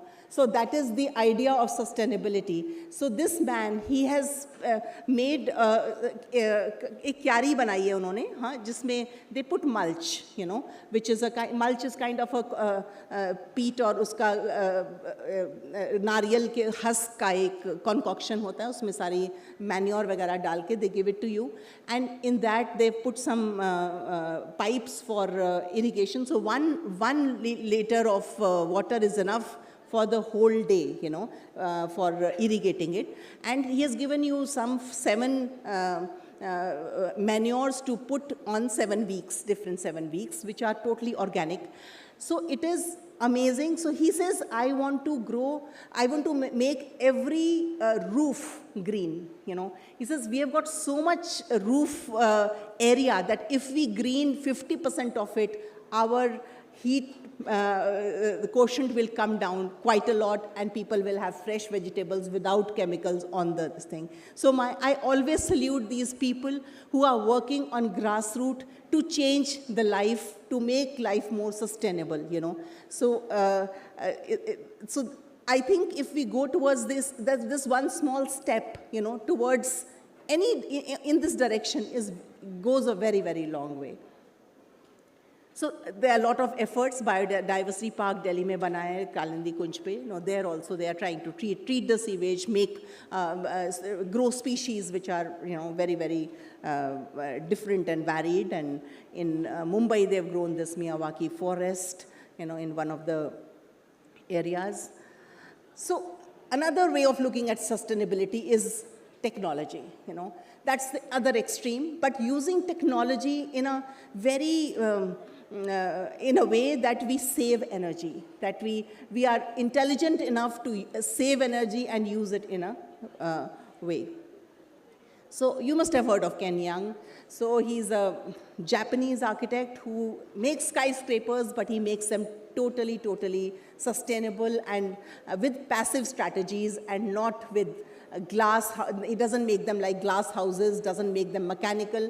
So he's known to use lesser land, but at the same time make the earth greener also. So Jean Nouvel, he has done a lot of work, but he is using technologies like extreme technology like fractals and parametric to make mechanical roof this is in Abu Dhabi. He has made the Louvre.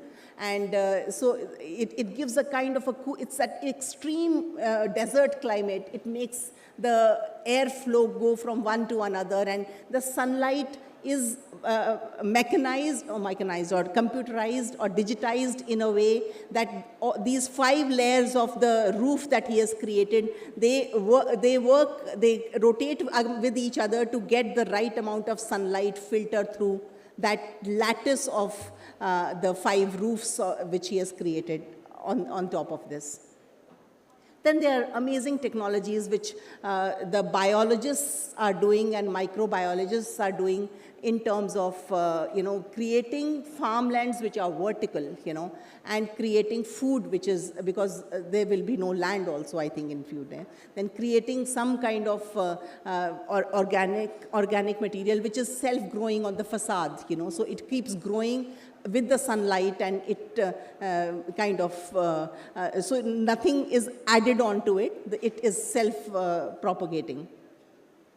So as ma'am also talked about circular economy. So now we have come to a stage where बहुत गड़बड़ कर चुके हैं. अब उस गड़बड़ को हम थोड़ा सा रीयूज़ करने की स्थिति में रीसाइकल करके हम उसको थोड़ा उसका जो बैड कोशेंट है उसको थोड़ा कम करने के लिए हमको काम करना है. So circular economy is the new word in sustainability, and lot of people are working towards it. So recycled waste, construction waste is a very, very important part of it. That how do you reuse that demolition? So otherwise, we just used to say this is the life of a building. But now we say ki what is the life of the building after it is demolished? How will it get disposed? You know, will it go to a garbage site, or will can it be, you know, recycled to use it in roads, to use it in maybe as building blocks, or in dams, or in anything which can be used, reused into make, instead of using fresh raw material, we can use the demolished raw material. So in Netherlands, what they have done, they've got a bridge bank. तो जो bridge demolish होता है उसको एक bank में deposit कर देते हैं. So they kind of document कि क्या क्या उनके पास पार्ट्स हैं. So first of all they are made in modular blocks. So modular way is the way to go forward. So they dismantle the bridge when it is not in use, and then it is those blocks are reused elsewhere. And they also have created a viaduct which is also modular, which can be used to make bridges, it can be used to make roads, all the infrastructure that they need. So they are recycling and upcycling in a very, very big way. There's this there are a lot of examples. The upcycle house in Denmark, where everything from the roof to the wood to the flooring, everything has been upcycled. Upcycled is a word which we use the old material and upgrade it slightly and reuse it. So it's basically, as we come to the same thing, we have to change the way we think. We have to not look at ourselves alone. We have to look at our future, the future generations to come. And basically, it's to reduce, reuse, and recycle. And these concepts are here to stay. These concepts have to be also in consonance with, they have to be rooted in our tradition, whatever technology we use. It has to come from our tradition, and I think we have a long, long way to go, but I think sensitivity is what is important in every human being, and I think that is the base of it. We might talk about it, we might attend conferences, we might write papers about it, but at the end of the day, we have to be sensitive about it, that we only have one earth, and we should cherish it. Thank you.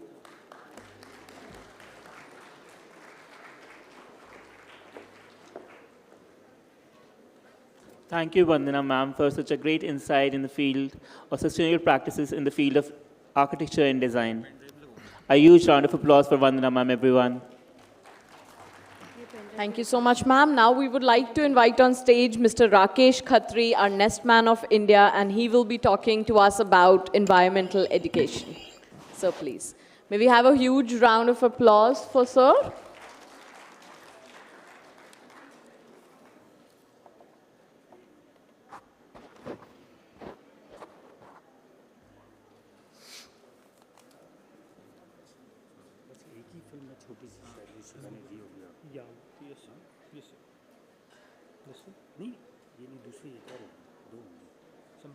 No for that हैं ma'am ने मना कर दी थी वो phone पे ma'am नहीं अभी तो दिया मैंने आपको छोटी वाली फिल्म है बहुत छोटी है 30 सेकंड की फिल्म है सर हाँ सर पहले वो चला दी या आप बाद में चलाते हैं पहले वो अच्छी है मैम वो नहीं है वो डाउनलोड नहीं करते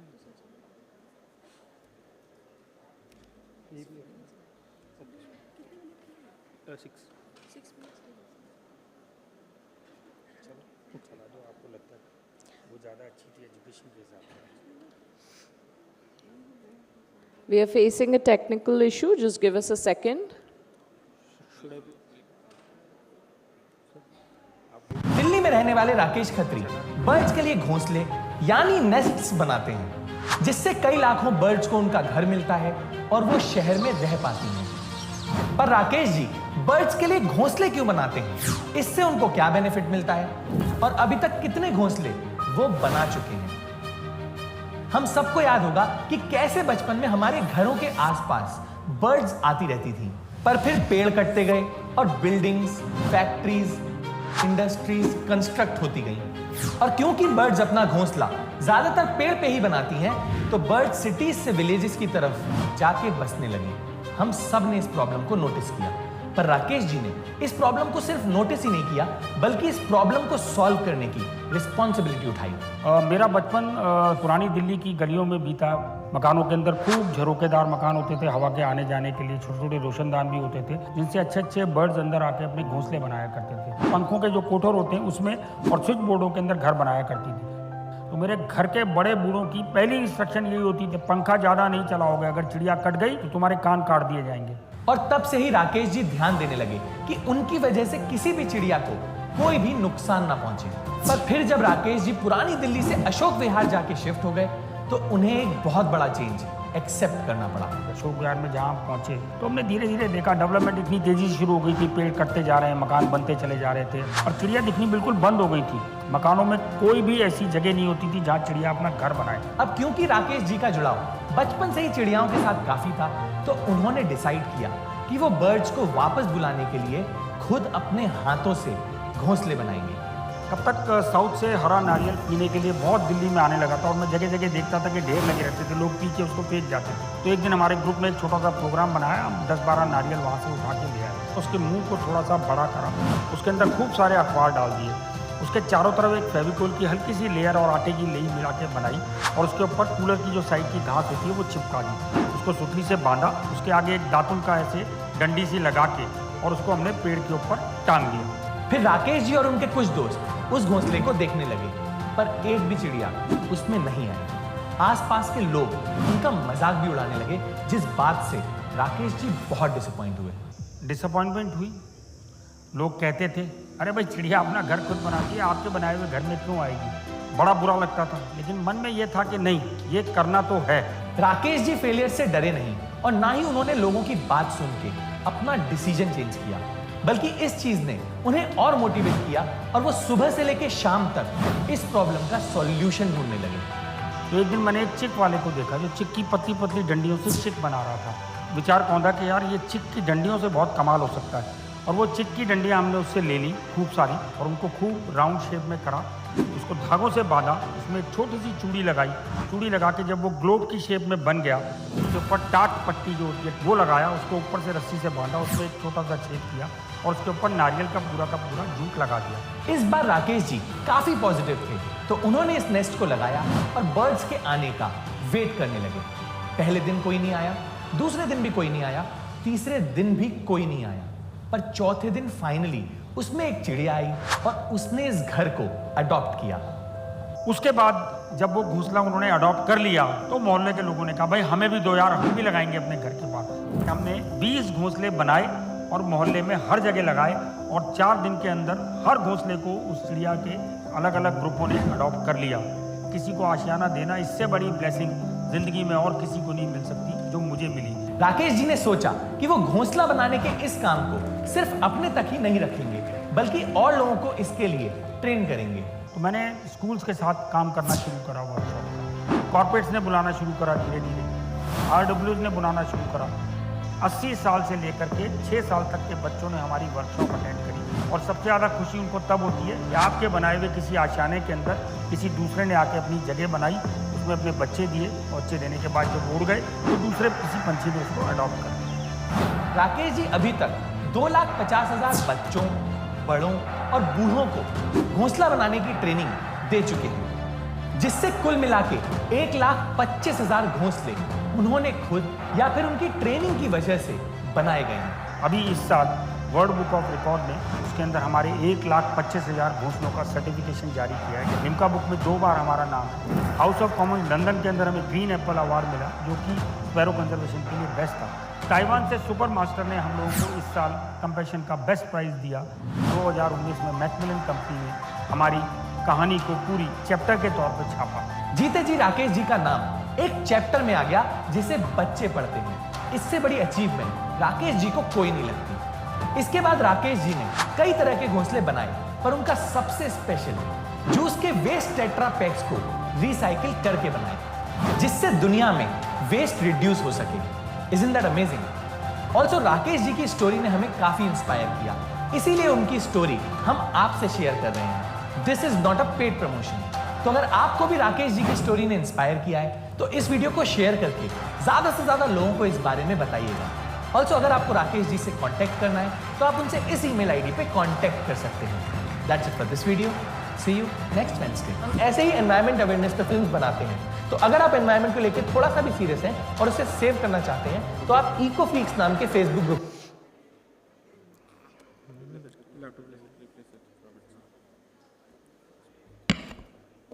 अब आप एक्चुअल एनवायरमेंट एजुकेशन देखिए क्या होती है जो बच्चों के संग करी जाती है। बहुत छोटी फिल्म है, बच्चों के चेहरे के भाव देखिएगा।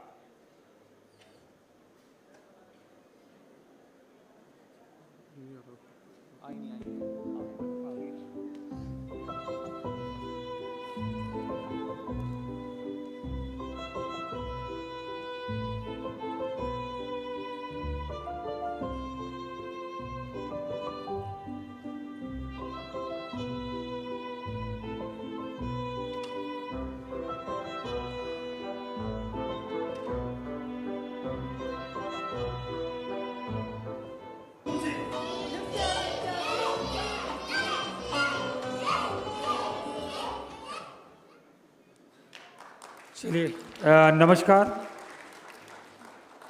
ये बेसिकली इन्वायरमेंट एजुकेशन है जो हम चाहते हैं कि हर बच्चा सीखे इस चीज़ को, वो समझे। और घोंसले को आप ऐसे मत लीजिए, घोंसला शायद मुझे लगता है कि माँ की कोख के बाद एक सबसे पवित्र चीज़ है जिसमें से एक नया जीवन निकलता है, प्रकृति में जाता है और उसको आगे बढ़ाता है। तो मुझे लगता है जब हमने इसको अडॉप्ट करा तो हमें लगा कि ये सबसे अच्छा काम है। अगर बच्चे को आप उस बचपन के अंदर जगा देंगे और वो नेचर की तरफ मुखातिब हो जाएगा। इन्वायरमेंट एजुकेशन कोई ऐसी नहीं है, हम लोगों ने तो अब उसके बारे में पढ़ना शुरू करा है। हमारे ज़माने जब हम स्कूल में पढ़ते थे तो ऐसे कोई एक्टिविटी नहीं होती थी। ज़्यादा से ज़्यादा क्या होता था, कोई भरतनाट्यम का डांस होता था या कुचिपुड़ी डांस होता था और हम लोगों को हॉल के अंदर बैठा दिया जाता था और कहा कि इसको आप आधे घंटे देखिए। हमारे को शायद चिंता ये रहती थी कि ये ख़त्म होगा तो बाहर ब्रेड पकौड़ा मिलेगा, लेकिन ऐसा नहीं है। शायद मुझे लगता है 18वीं शताब्दी में जॉन रीक्स करके एक आदमी था जिसने सबसे पहले इन्वायरमेंट एजुकेशन को एक असली जामा पहनाने की कोशिश करी और 1911 में पहली बार एक ऐसी किताब निकली जिसने नेचर की हैंड्स बुक निकाली एक, कि अगर आप नेचर को पढ़ना चाहते हैं तो उसके लिए एक हैंड्स बुक बनाइए ताकि बच्चे उसको पढ़ सकें। और हम लोगों ने यही पीड़ा उठाया कि हम छोटे बच्चों के साथ शुरू करेंगे और धीरे धीरे बढ़ते बढ़ते बड़ी उम्र तक चले जाएंगे, क्योंकि सीखने की कोई उम्र तो होती नहीं। आजकल तो वैसे भी इतनी यूनिवर्सिटीज चलती हैं, व्हाट्सएप के ऊपर आप दिन भर सीखते हैं, तो क्यों ना इस काम को सीखा जाए। कोशिश करिएगा एक बार लाइफ के अंदर अपने से छोटे बच्चों को थोड़ा सा इन्वायरमेंट के बारे में कुछ पढ़ाइए ताकि वो सीखें। हालांकि मेरे बहुत जिगरी दोस्त सामने बैठे हुए, मैं भी उनसे बहुत कुछ सीखता हूँ विक्रांत से, और शिखा ने ये एक अच्छा कदम उठाया कि ऐसे लोगों को एक जगह लेके आई। और सबसे बड़ी बात, आप इन बच्चों को अगर एक बार पढ़ा देंगे और इनके पटल पे अगर ये बात बैठ गई तो वो ज़िंदगी भर नहीं भूलेंगे। क्योंकि मुझे याद है जिन बच्चों को मैंने 7th क्लास के अंदर 2008 के अंदर पढ़ाया था, वो लोग बड़े बड़े मल्टीनेशनल कंपनी में हैं और स्पेशली इसी काम के लिए मुझे अपन पास बुलाते हैं वो। तो शायद उनके मन में एक बीज बैठ गया था, वो बीज मेरे बेटे के मन में भी बैठा, वो भी यही काम करता है, मेरी बेटी भी यही करती है। इस तरीके से मुझे लगता है मैंने ये जो आपको घोंसले के आंकड़े इसमें दिखाई दिए, ये 6 साल पुरानी फिल्म है। हम लोगों ने अब तक 7 लाख घोंसले बना डाले हैं पूरे, और 10 लाख से ज़्यादा लोगों तक पहुंच चुके हैं। और मुझे लगता है इस साल हम उसको 10 लाख पूरा कर देंगे। तो सिर्फ वो आप लोगों के सहयोग से, आप सुनते हैं, बच्चे जुड़ते हैं हमारे से, और मुझे लगता है घर देना किस बहुत बड़ी ब्लेसिंग का काम है। हम लोगों ने तो कमाई है, आप लोग भी कमाइए।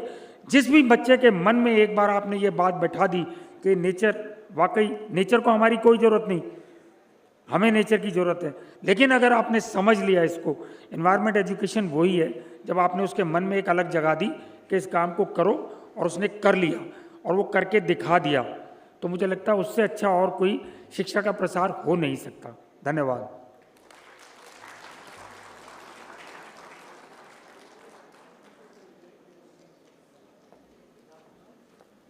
Thank you so much, sir, for motivating us and for showing us how each of us can make a change. And I think sir rightly said, educating the children is important because children are the future, and let's say our sustainable future.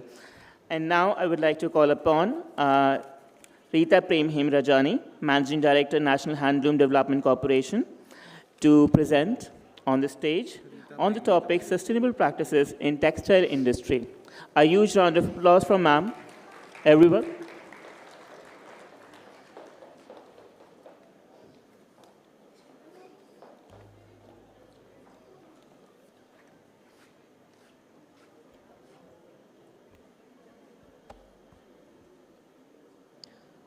So no more boring lectures with the presentation because you already had enough in your classrooms.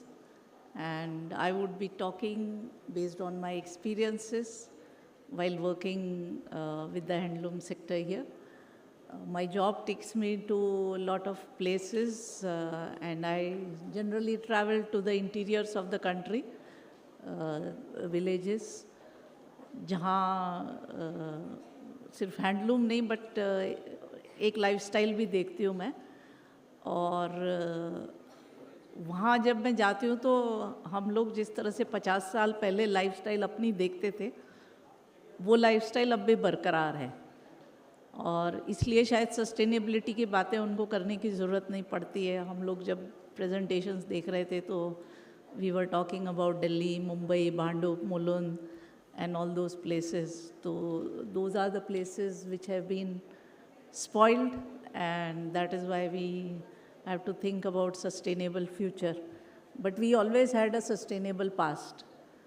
अगर हम 50 साल पहले सोचें तो हमारे घर में waste कितना जनरेट होता था। 10 जने रहते थे तो एक बकेट वेस्ट घर के बाहर रोज़ सुबह जाता था.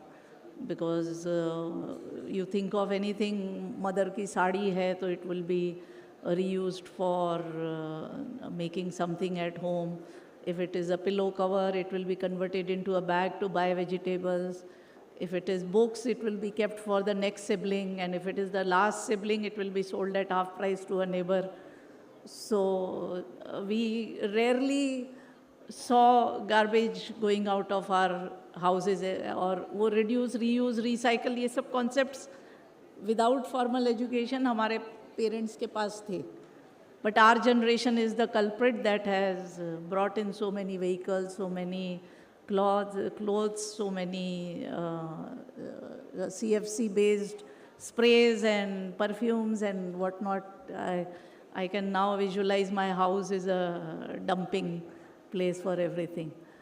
So, sustainable future is here. And I say here because when I go to exhibitions and these melas or whatever, I see youngsters doing such amazing work with, of course, Country Delight and all these are big examples. But youngsters, even at a micro level in their own town, in their own village, with the help of technology, are doing such amazing work. Recently, I went to Startup Mahakumbh here in Delhi. And there, a young person with hardly 2-3 years of his startup, he used to collect garbage from, the waste material from around his area, what our kabadi wala does, but with an app. So it was not that he was employing somebody to go around every day collecting, but on the app somebody will place order, he will fix the time, what time the person will come, what is the nature of garbage and all that. Person will go collect, he segregates it and sells it to whosoever are the buyers for different products. So I just asked him, is it a profitable business? And he says, Madam, इसमें भी profit नहीं होगा तो किस में होगा? So see the confidence, like something has been discarded, and he says, अगर इसमें भी profit नहीं होगा तो I asked him, how do you make profit? You must be employing somebody to collect this and then segregate and then resell. So he said, what people discard, they don't sell at a premium. They want the space to be decluttered because that space itself in metro cities might be costing 30,000 a square feet or 50,000 a square feet. So he is more than willing to sell at throwaway price. And plus, he says things like thermocol. These we pick up for free, but when we sell it at a price. So he said, right from first year, I am making profit. And these are very, very new people who have entered the market. They are not established radhiwalas from generations. Similarly, when I go to the villages and the people who are working in the handloom sector, they also have agriculture, they have animal husbandry, they have different professions there. And the whole setup is a self-sustaining system. They barely need anything from outside their town, except maybe now the construction material or something. But recently I went to Pondicherry, and on the way, when I was traveling back, I was telling the driver that these thatched houses, do people still stay in these? He said, these are the most coolest houses. If you enter the house, the temperature there, you can survive without an AC. And I said, what do they make this with? And he said, these are made with the palm trees and tar trees. And I said, but these must be requiring regular change, like every 2-3 hours, a house must be crashing. He said, no, these houses are 20 years old because the tar plant has such strong trunks that the structure constructed with that lasts for 20 years, no maintenance. whereas our buildings in 20 years, they go for redevelopment. So our practices in our country are sustainable.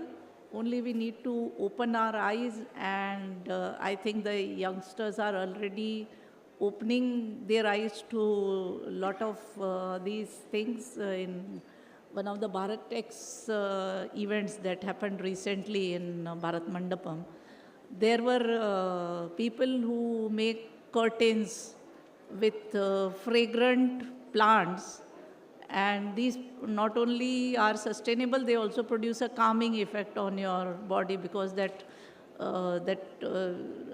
like khas, we used to use a lot of khas sheets for water coolers, because that used to produce a cooling and calming effect.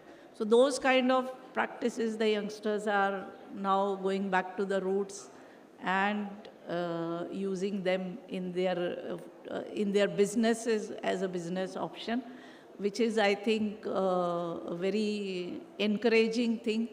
And I'm sure with that mindset, if we move forward, then our future definitely is going to be sustainable. Thank you.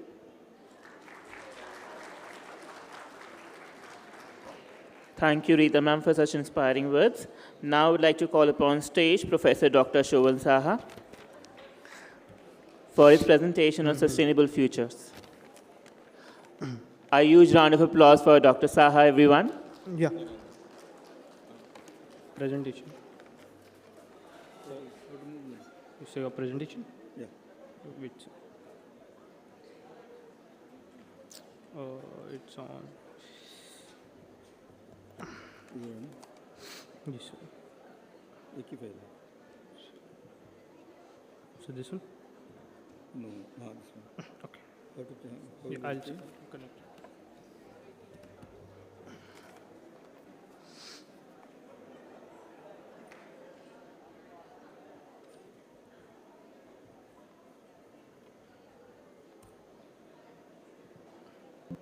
Okay.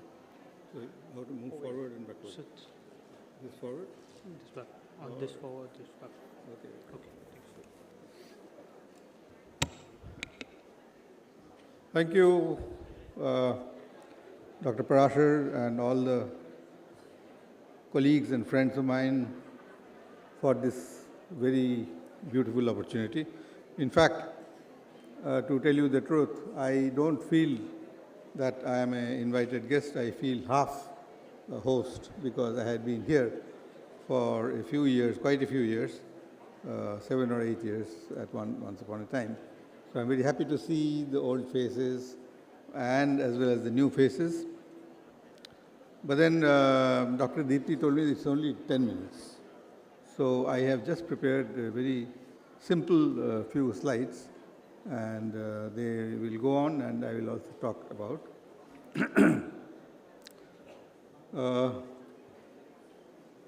The first thing is that I have tweaked the topic a little bit from Sustainable India. I'm trying to call it Sustainable Future for Brighter Urban India. Now, in this case, as our predecessors have already talked about, we must understand sustainable, we must understand future, and we also must understand urban scenario of India, which is not same as that of the West. For example, sustainable, I define the way I have defined, you can see the screen. It is trying to always make a perfect balance. Future, it is our, I think, habit, and it is also our culture across the globe that we look at the back view mirror, what has happened and what are the lessons that we can learn from there. But at the same time, some part of the future is not known to us. We didn't know about the COVID, for example, and many such things, good and bad. So we must be responsive enough to the changing situation that is faced by every generation, one to the next. one can talk a great deal about both these terms in detail, but since it is 10 minutes, I'll just rush through.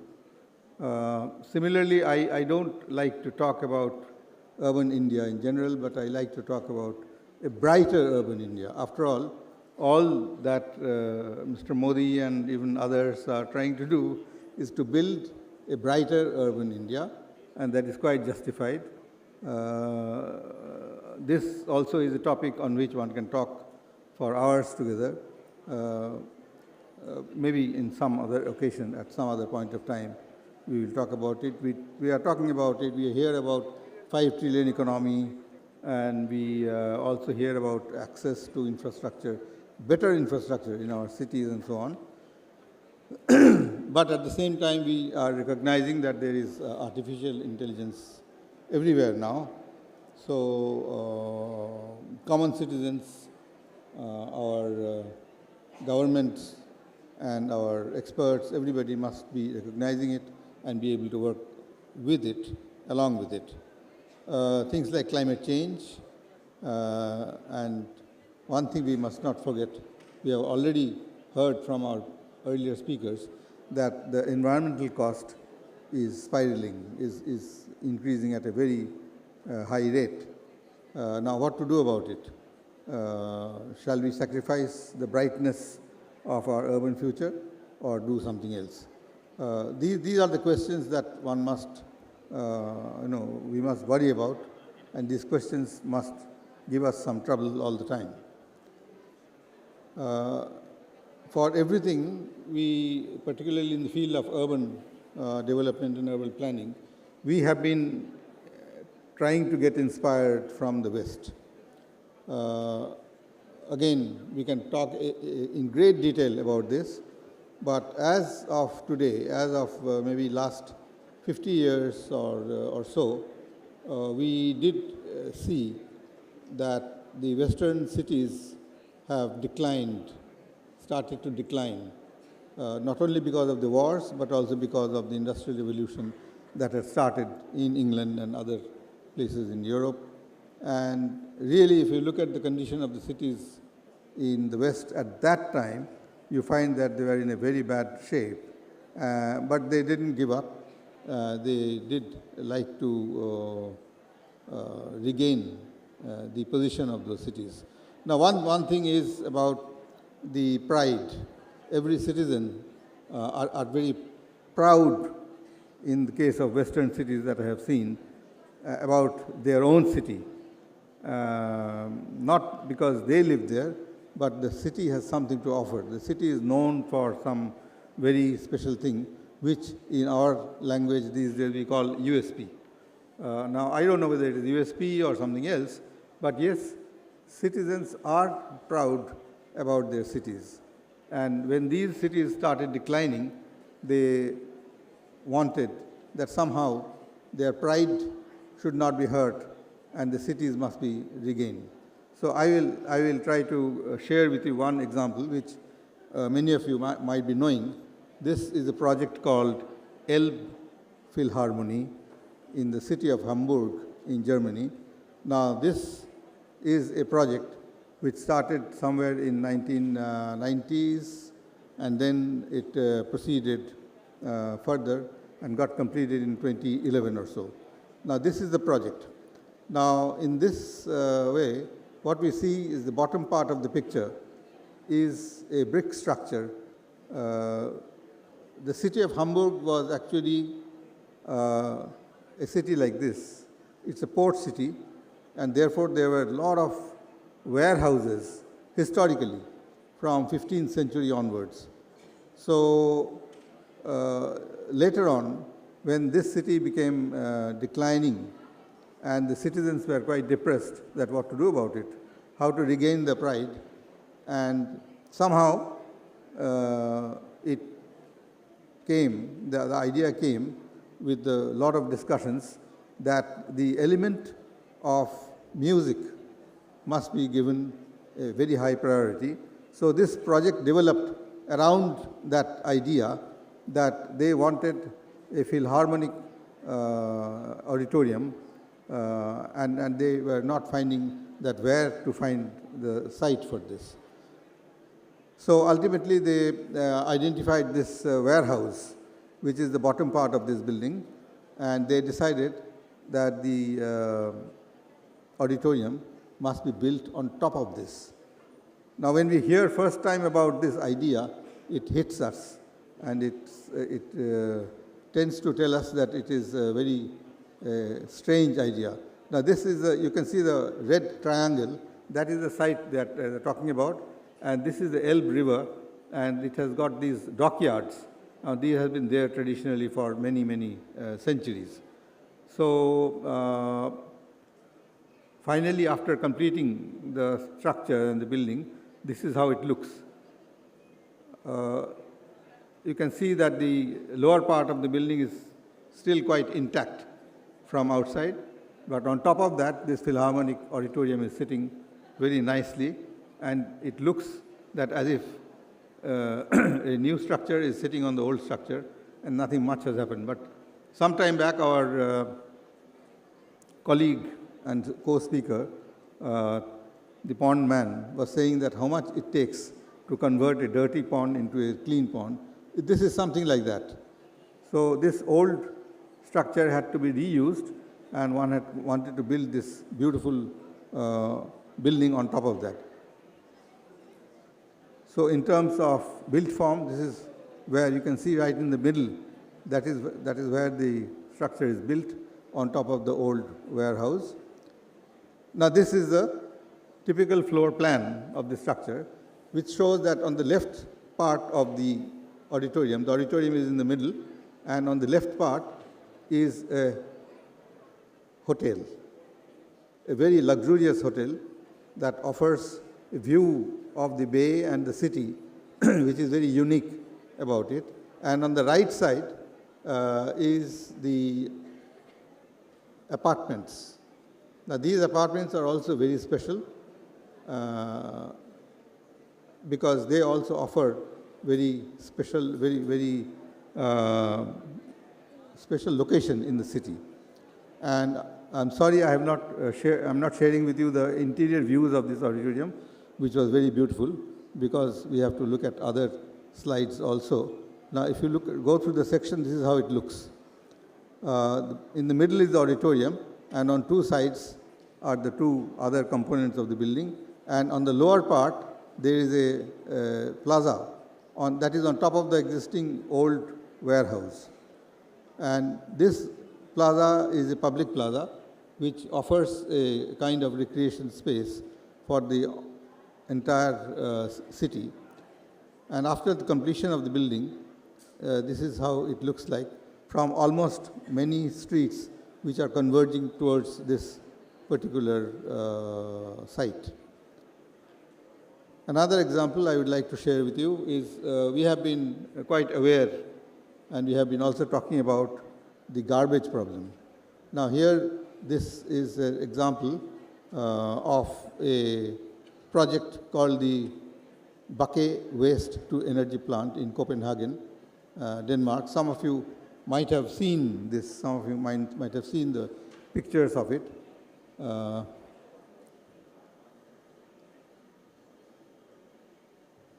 This is how the project looks like after completion.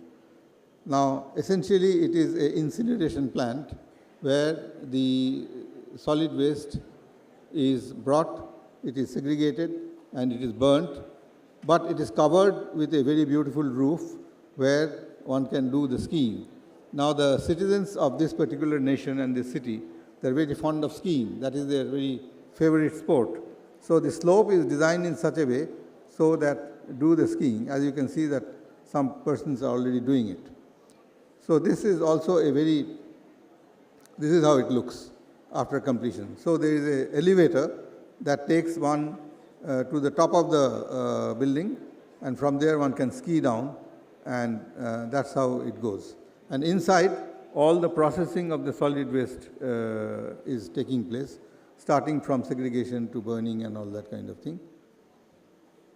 In section, that is how it looks like.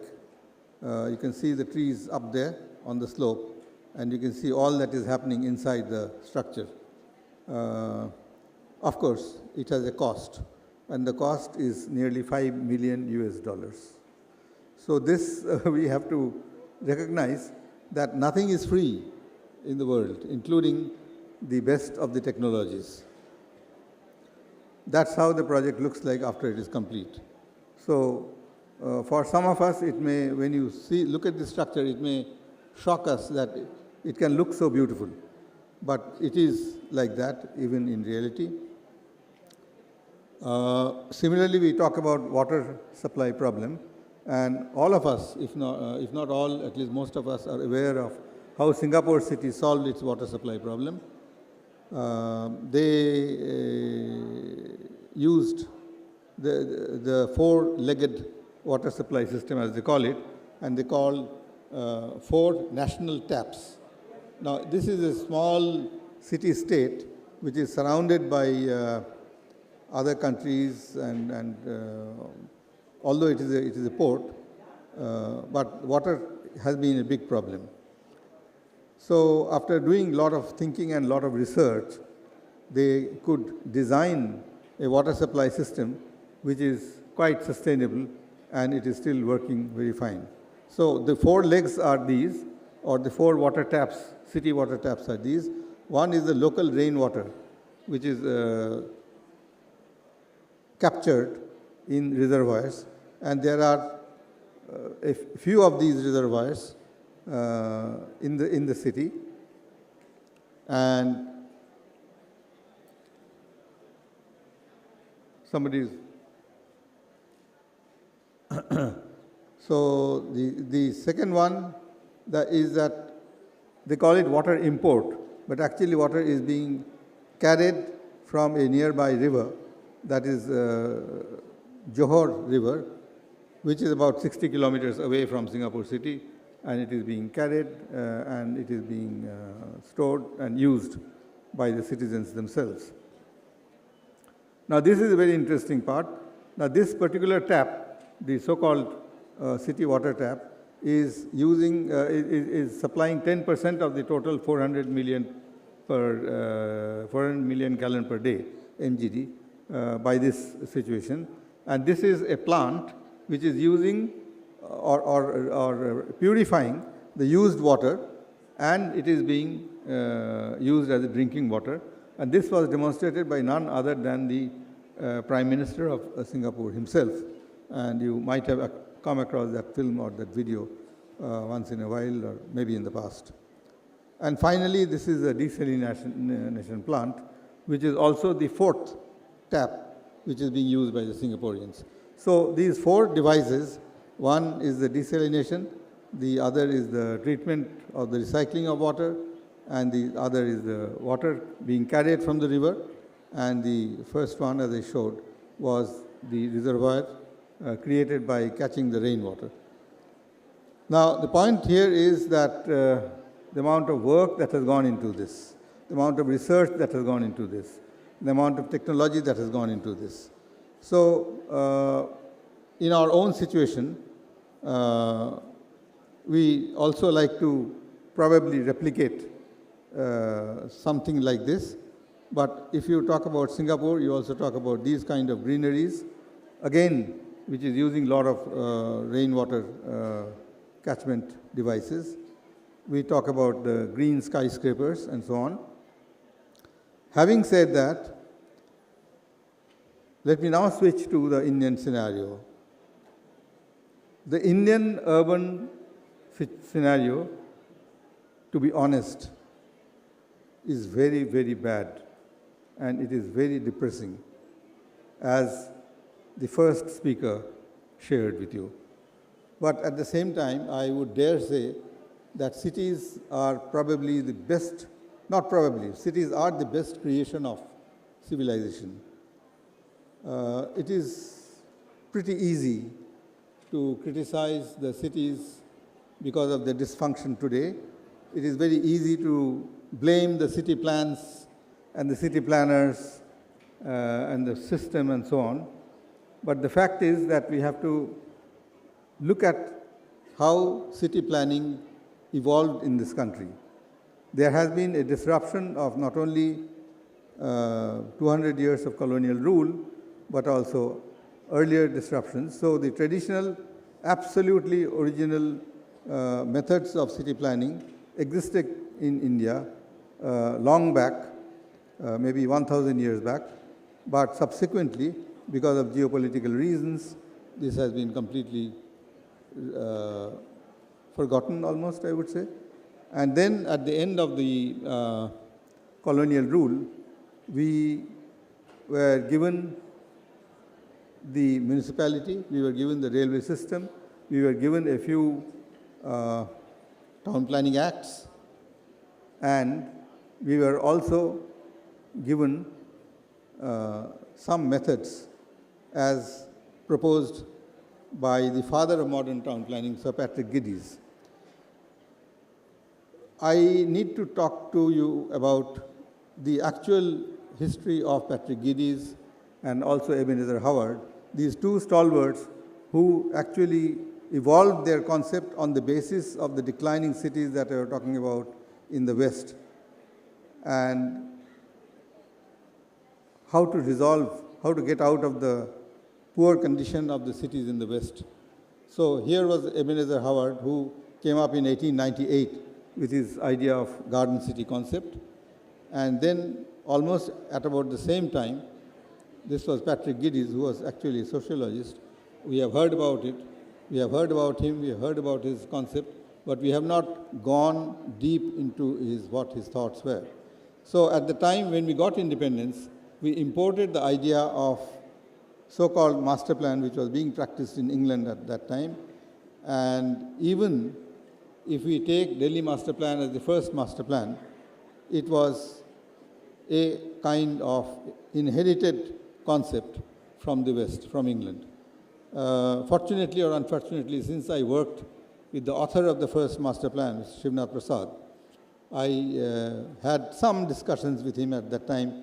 I was young and ignorant, but then it was pretty clear that the generation of planners since that time had been trained in England, and their exposure to the Indian scenario was next to nothing.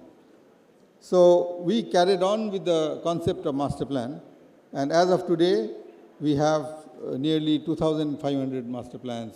If it's a guesswork, out of the 9,000 odd towns and cities that we have in the country. In 2011, the figure was around 8,000. The next census has not yet taken place. Now it is 2024. So I believe that from 8,000 we must have become at least 9,000. Even not 9,000, even if it is 8,000, it is big enough. Now the situation is that we always plan after the development has already taken place. In our town planning schools, we are taught and we are still teaching how to make a plan. But we never teach our youngsters how to build a city, how to build a city according to or not according to plan, how to build a good city. It is not there in the curriculum. And after a city is built or after a part of city is built nicely, it should become the asset of the city and the citizens. And once it becomes the asset, like an asset in a house, we must be able to look after it. But there is absolutely no training regarding this. That is also a very special field.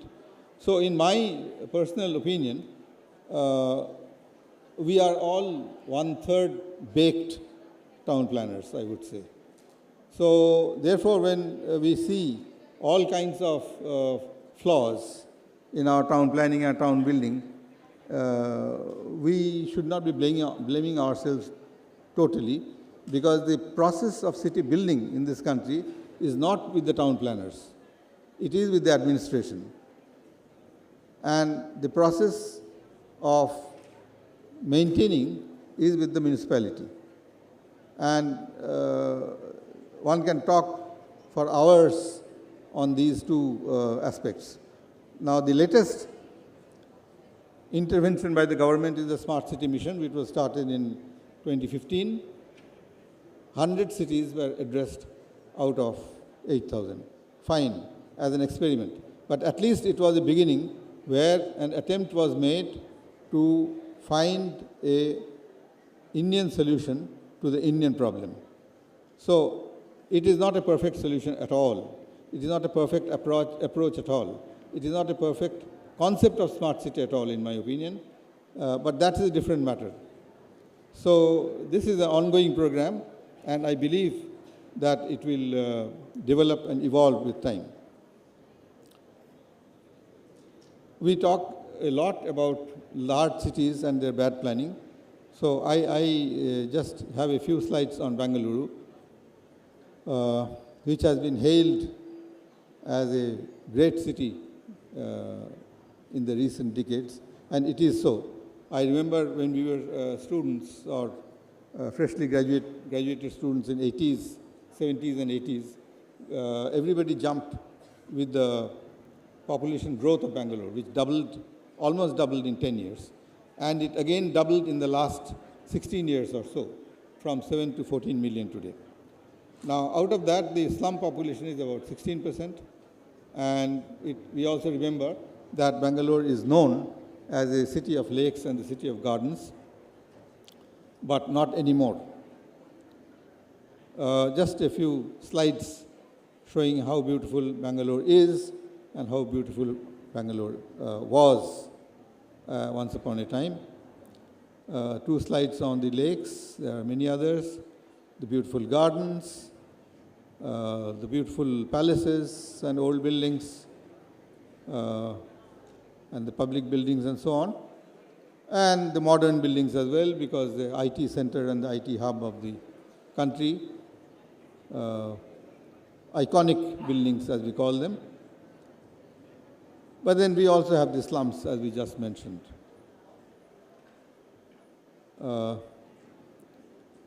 Finally, when we club all this together, what we find is this. This is a study which was taken up by a student in Indian Institute of Science, Bangalore. And that is how the transformation has taken place. Now, this, we can blame ourselves, but then we have to find a solution. And that solution will not come in a day or two. Even if we have a concept, even if we have a lot of effort, it will take at least 10 to 20 years, which is not a very small time. Thank you for your patience.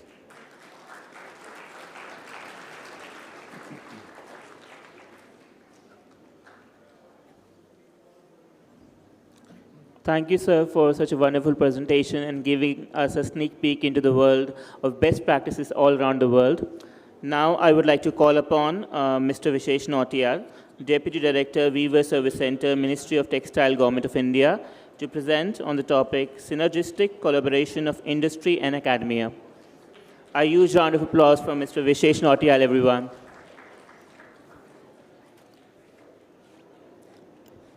A big thank you to the Sharda University that they have invited me. This conference in itself was quite enlightening for me also, because I could get to hear people from very diverse backgrounds having hands-on experience also, and big academicians. Today, my relevance here is because I am associated with the handloom industry. I work under the Ministry of Textiles, and my office is Weaver Service Center. We work for the handloom industry, for the welfare of the handloom industry. The implementation of government schemes for the industry, and the monitoring also of the schemes where there are other implementing agencies. Apart from that, we are also a semi-technical office, so we do product development, and we are also engaged in training the industry in disciplines like weaving, in designing and dyeing. So I would like to here talk about the synergistic collaboration that we can have between the academia and the handloom industry. As I know, here we have a bachelor's program in designing, in fashion designing also, and a master's program as well. So how the industry is relevant? Maybe first I'll start with the industry. See, the handloom industry in India has clothed generations. I suppose before, okay, I suppose,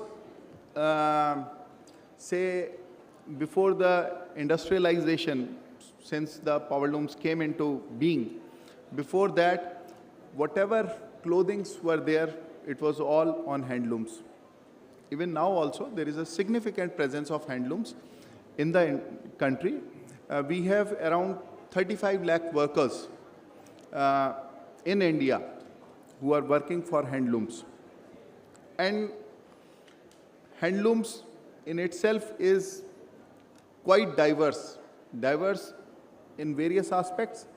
Say, when we take producers, so we have producers from individual entrepreneurs to private companies, to cooperative societies, to producer companies, self-help groups. So we have a diverse kinds of manufacturers and producers here. Even the products are quite diverse, right from, say, the staple sari, to shawls, to other accessories, to bed sheet, bath linen, bed linen. All these kinds of things are there. Again, when we come to the kind of raw materials that the industry uses, it is almost all kinds of natural yarns, right, from cottons to silks and jute, wool, etc.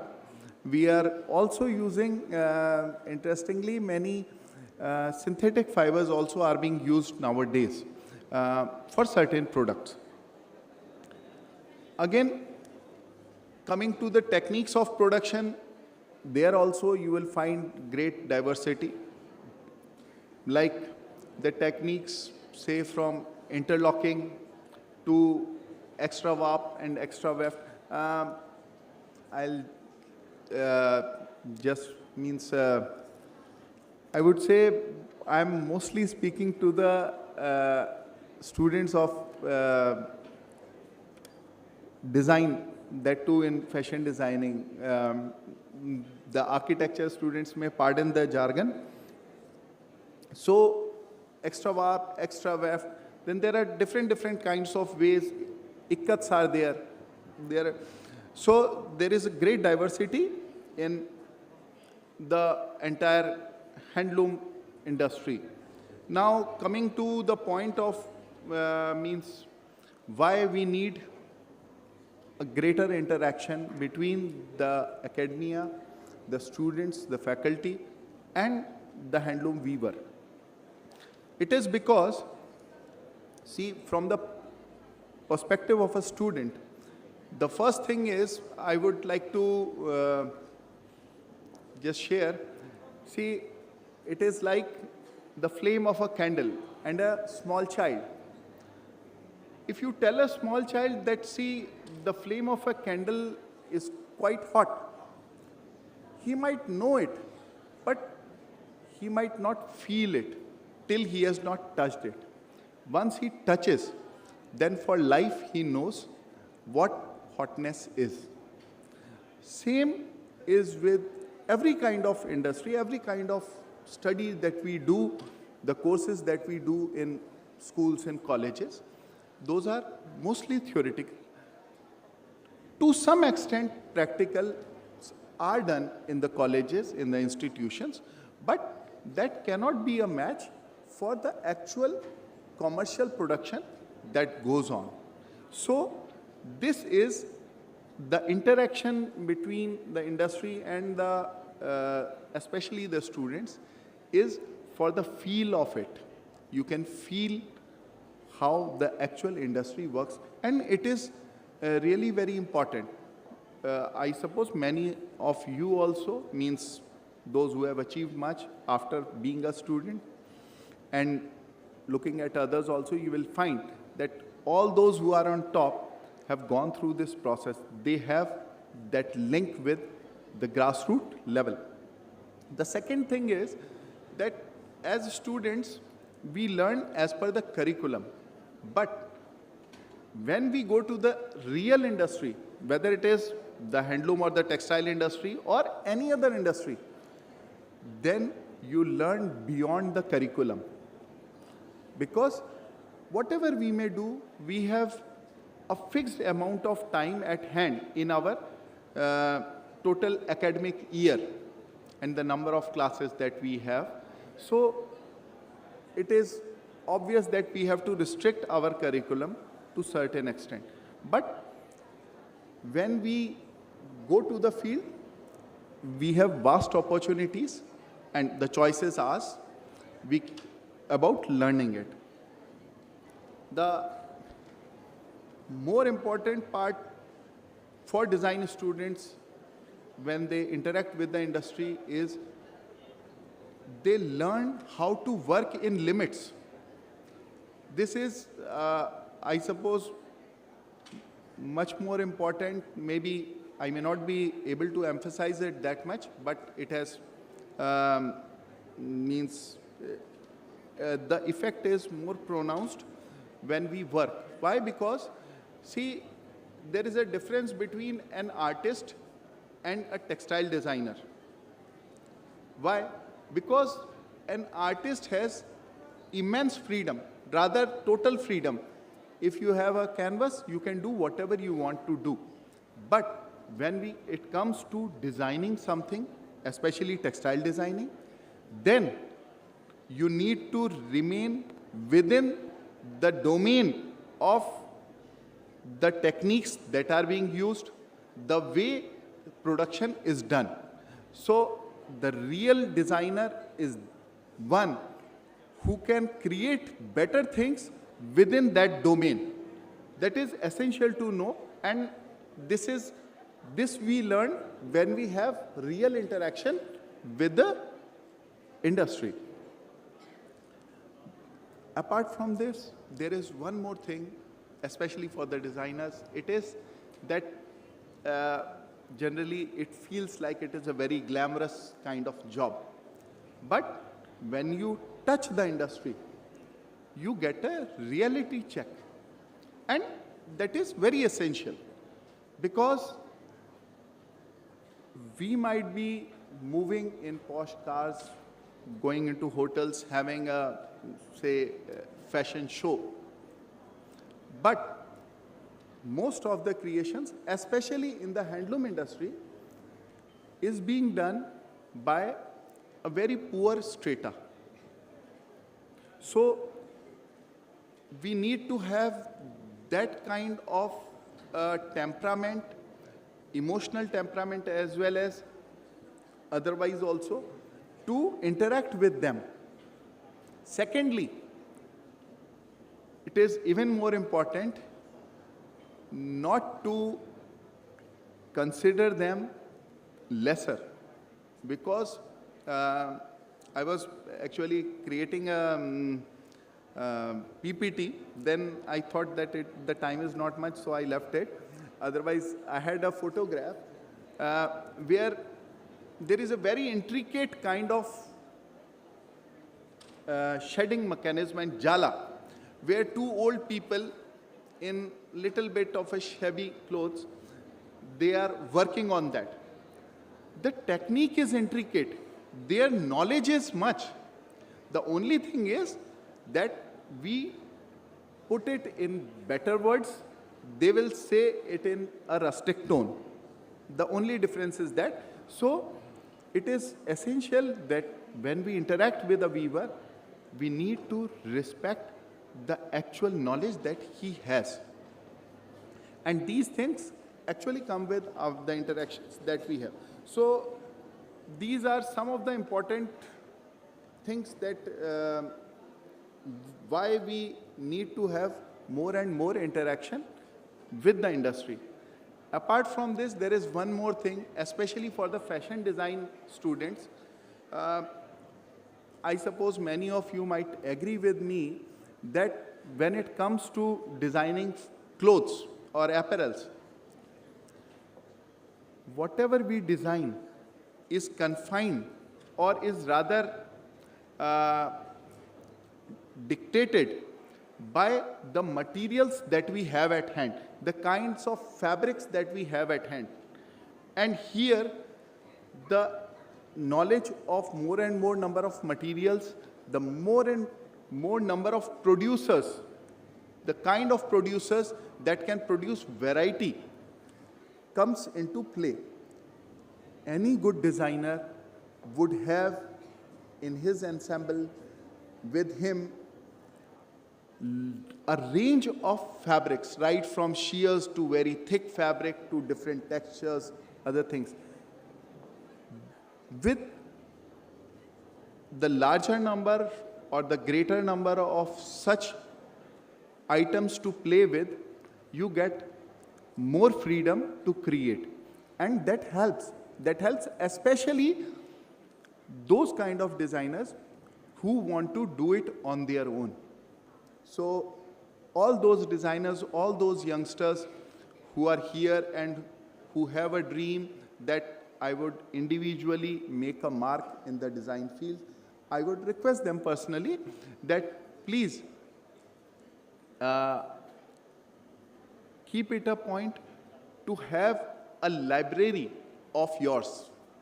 A library means not a physical one, but mental library of diverse kinds of materials that you can get, and especially the sources from where you can get it made. This was on part of the students why we need the industry, and then again the industry also needs students, especially not even the students, the faculty also, the institutions also. It is because here also, when you go to the industry, you go to a weaving cluster, it is not just that you are learning something. No, they are also passively learning from you beyond their existing skill set. If you have gone to some industry, to a remote town or to a remote village where some weavers are doing something, and then you show them a brochure you have created, or you are preparing a PowerPoint presentation on what they are doing, they passively learn these things. These things also help them in getting and creating better businesses, in evolving as a business person themselves. So it is symbiotic relationship. Again, youngsters are quite sought after. Although experience definitely does matter. A person who has a 10 years experience, he is considered that it is considered that he will be a better designer. But the young students, youngsters, they have a mind of their own. They have a different kind of creativity. They have youthfulness in them. They have vigor in them. And those things are important for the industry to utilize, and they actually utilize. There are many such entrepreneurs, institutions, where young students come for internship, for some kind of a training also, and they use the students to get new things created, and that helps them in their business also. Apart from this, one important benefit which is mutually exploited by both is the connect. Once when in an institution you have a system, you are sending your students to diverse areas, the college itself, the students also, and those who are working in the industry there, they all get connected. With time, these connections grow. Your students go to different places. You gather knowledge of diverse production areas, diverse people also. Same way, it is also the other way around. The industry people, they get to know youngsters, and many of the youngsters, when they grow, they keep coming back to those industries for more work, for more business. It helps both ways. Now, coming back to how we can collaborate, the institutions, the colleges, the students and the industry can collaborate is by way of means, I'm suggesting many of the things might already being done by you. Is number one is we can have cluster visits for students. Maybe when there is a 4-year program, at least in 2 or 3 years, students can go to different cluster pockets or handloom pockets and have an exposure there, do something, do some training or project there. Second is, even we can have, the institutions can have in-house workshops where you can call masters and master craft persons, weavers from different areas belonging to different strata, having knowledge of different kinds of techniques here in the college, and you can have workshops so that all the students can benefit without going to each and every place many a times. So apart from this, I would suggest that as a institution, as a college also, maybe the college can, as a theme, select for a single academic year certain varieties or certain projects with the handloom industry, so that right from students to faculty, they all can work on a collection for the entire year. And at the end of the year, you can have a show of all that entire collection. This, I suppose, might be a very good exercise in learning also, in practically learning also, and in getting connected with the industry also. Now, how the ministry's role means, what can the ministry do here? So, one thing that I can assure is that our weaver service centers, we have 29 weaver service centers throughout India, and we have a good relationship with the entire industry, and we can help facilitate in connecting the students and the faculty or the institutions to different pockets in India. So if you want, we are there for that. Apart from that, we also have in-house trainings. So I can understand that in any academic college, we cannot have all kinds of practicals and put our theories to test and to production directly. So if the students, they can come for in-house trainings in our centers. We have 1 month training also, we have 4 months training also in weaving, in dyeing, printing, in designing also. So if students want, they can come to our centers. And if required, our centers can also help in creating or in suggestion of topics for the curriculum. So this is all means that I suppose our centers can do for the college and students also. And lastly, because the theme is sustainable, so I would like to tell you, I don't think any other clothing is more sustainable than the handloom clothing. Because if you see, it is made by hand by persons or people themselves. But whatever else is produced, it is produced by machines. So that has a greater carbon footprint. This has a lesser carbon footprint. And not just that.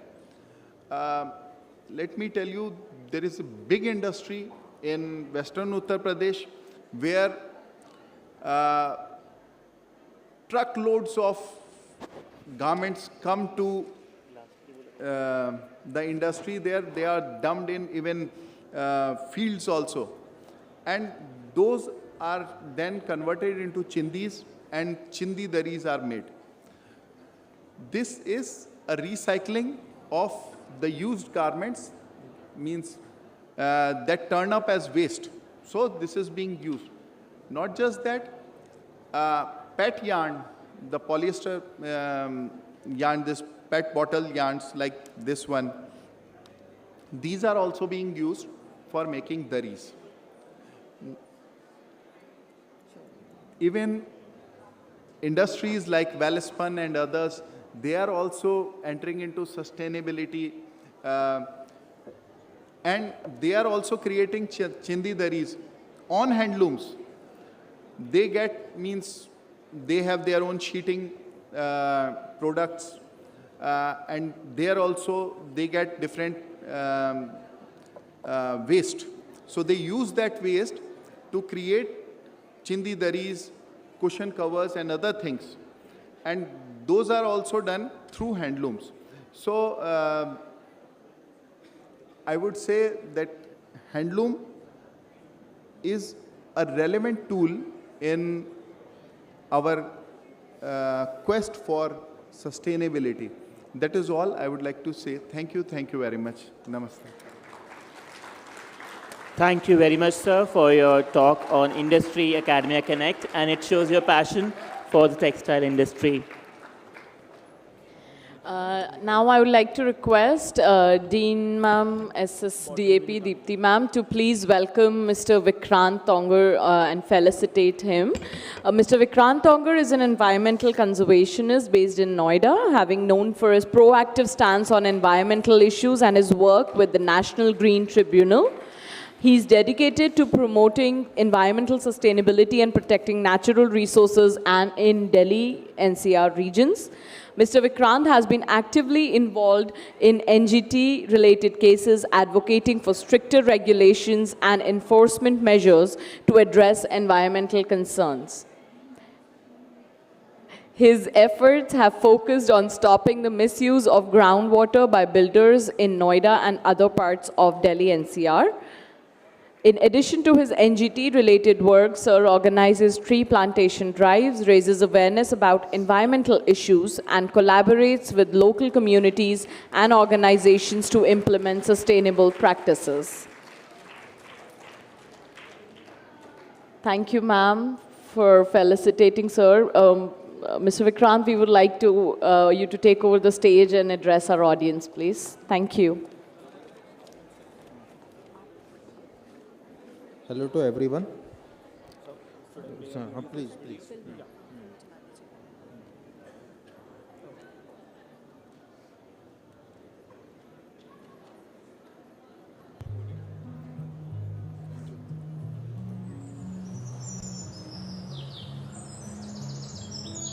Listen to the chirping birds. Look at the lush green budding forest around the pristine pond.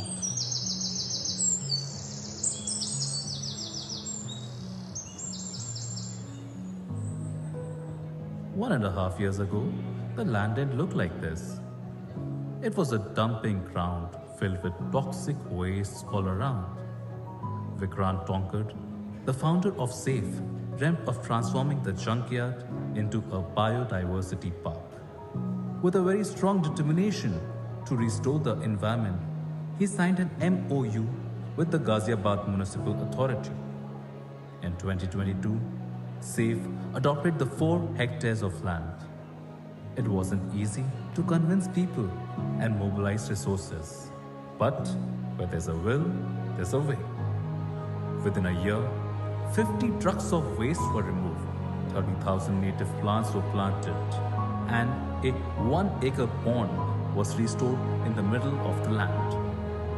Trails were made for people to stroll around, and shades and benches were built for people to sit and breathe fresh air.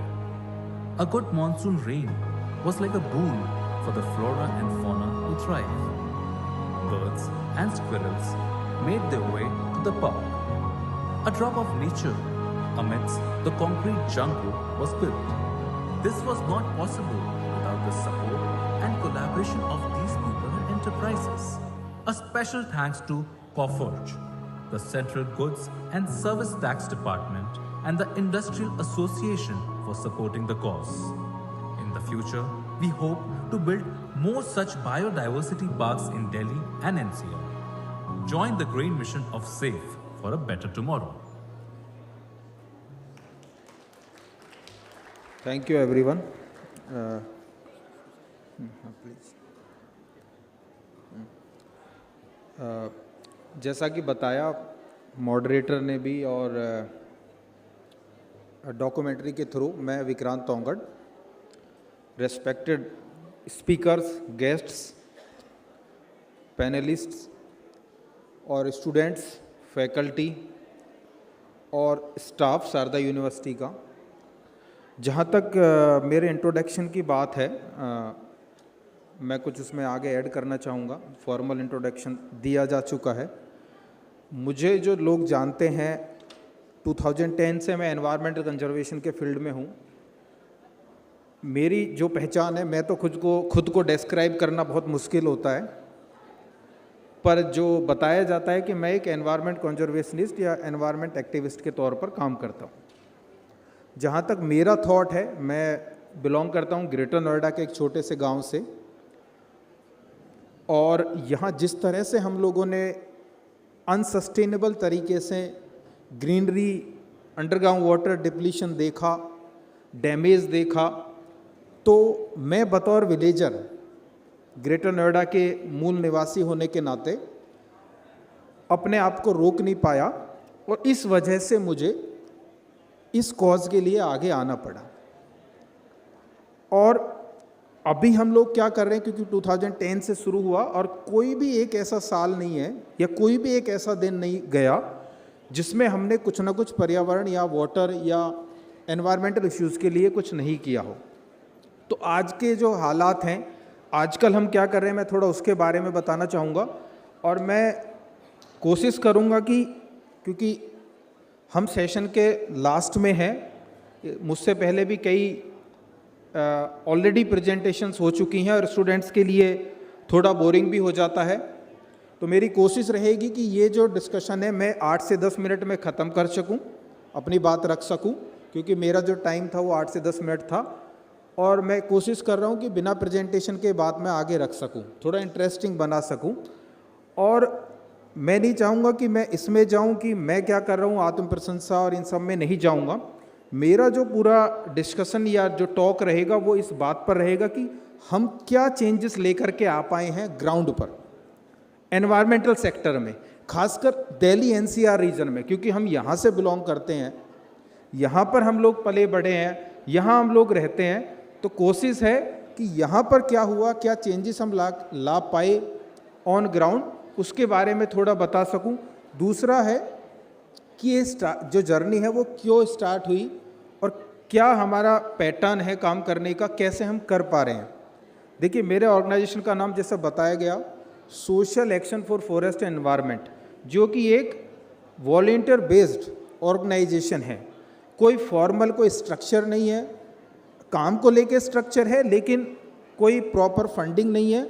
हम लोग volunteers के through, और जो लोग interested हैं, हमारे पास full time staff की बहुत कमी है, क्योंकि अगर हम फंड रेजिंग में जाते हैं तो कभी भी फंड रेजिंग का हमने पैटर्न देखा है, फंड रेजिंग आपको मोस्टली उस सेक्टर के लिए होगी जिस सेक्टर में हमें रिक्वायरमेंट नहीं है उस समय,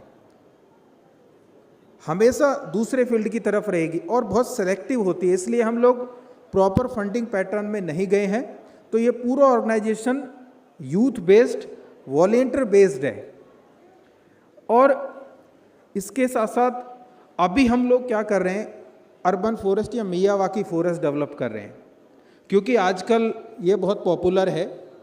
इसमें कहीं ना कहीं जो बेरेन लैंड है या ख़राब पड़ी हुई ज़मीनें हैं उनको ग्रीनरी में कन्वर्ट या ट्रांसफॉर्म करना होता। तो जैसे एग्जांपल आपने देखा, गाज़ियाबाद में हमने एक लैंडफिल साइट को आइडेंटिफाई किया और हमारी कोशिश है कि प्लेन लैंड्स को जो पहले से ही बहुत सुंदर है या साफ़ हैं, ग्रीन बेल्ट्स हैं, उनको ग्रीनरी में डेवलप करने से ज़्यादा अच्छा है कि हम लोग जो बेरेन लैंड में कन्वर्ट हो चुके हैं, बंजर हो चुके हैं या फिर डंपिंग ग्राउंड में कन्वर्ट हो चुके हैं, क्योंकि हमारी आदत है जहाँ खाली जगह देखी हमने कूड़ा डंप किया, तो हम ऐसी जगहों को, ऐसे लैंडफिल साइट्स को ट्रांसफॉर्म कर रहे हैं एक अच्छे ग्रीन फॉरेस्ट में, लस ग्रीन फॉरेस्ट में।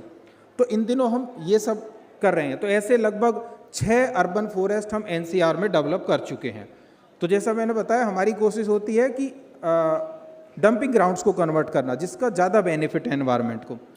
उसके अलावा हमारी आजकल आप देख रहे हैं कि अंडरग्राउंड वाटर डिप्लीशन बहुत हाई है, तो हम लोग जो ऐसे वाटर बॉडीज़ हैं दिल्ली और NCR में जो ऑलरेडी सफ़र कर रहे हैं, या तो उनमें पॉल्यूशन है या प्लास्टिक वेस्ट बहुत ज़्यादा है या उनकी डिसिल्टिंग नहीं हुई है, उनको आइडेंटिफाई कर रहे हैं और उनको आइडेंटिफाई करके रिजुमिनेट और रीस्टोर कर रहे हैं, जिससे कि रेन वाटर ज़्यादा से ज़्यादा कलेक्ट हो सके और अंडरग्राउंड वाटर डिप्लीशन जो बहुत तेज़ी से हो रहा है दिल्ली और NCR में, उसको रोका जा सके।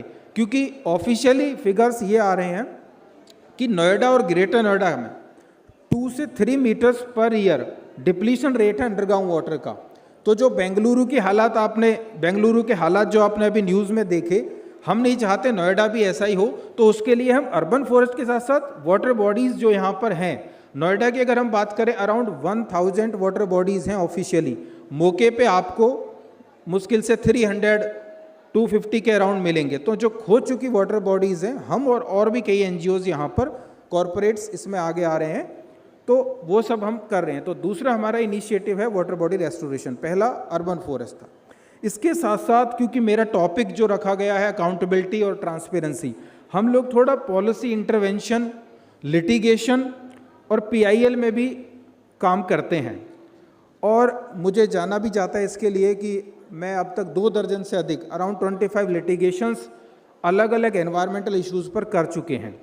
तो हम लोग इंश्योर कर रहे हैं कि जो अथॉरिटीज़, जो गवर्नमेंट एजेंसीज़ इसके लिए रिस्पॉन्सिबल है, किसके लिए, एनवायरमेंटल पॉल्यूशन के लिए, अंडरग्राउंड वाटर डिप्लीशन के लिए, वेस्ट के मिसमैनेजमेंट के लिए, जिससे कि गाजीपुर जैसे लैंडफिल साइट दिल्ली में डेवलप हो गए हैं, माउंट गार्बेज माउंट्स डेवलप हो गए हैं।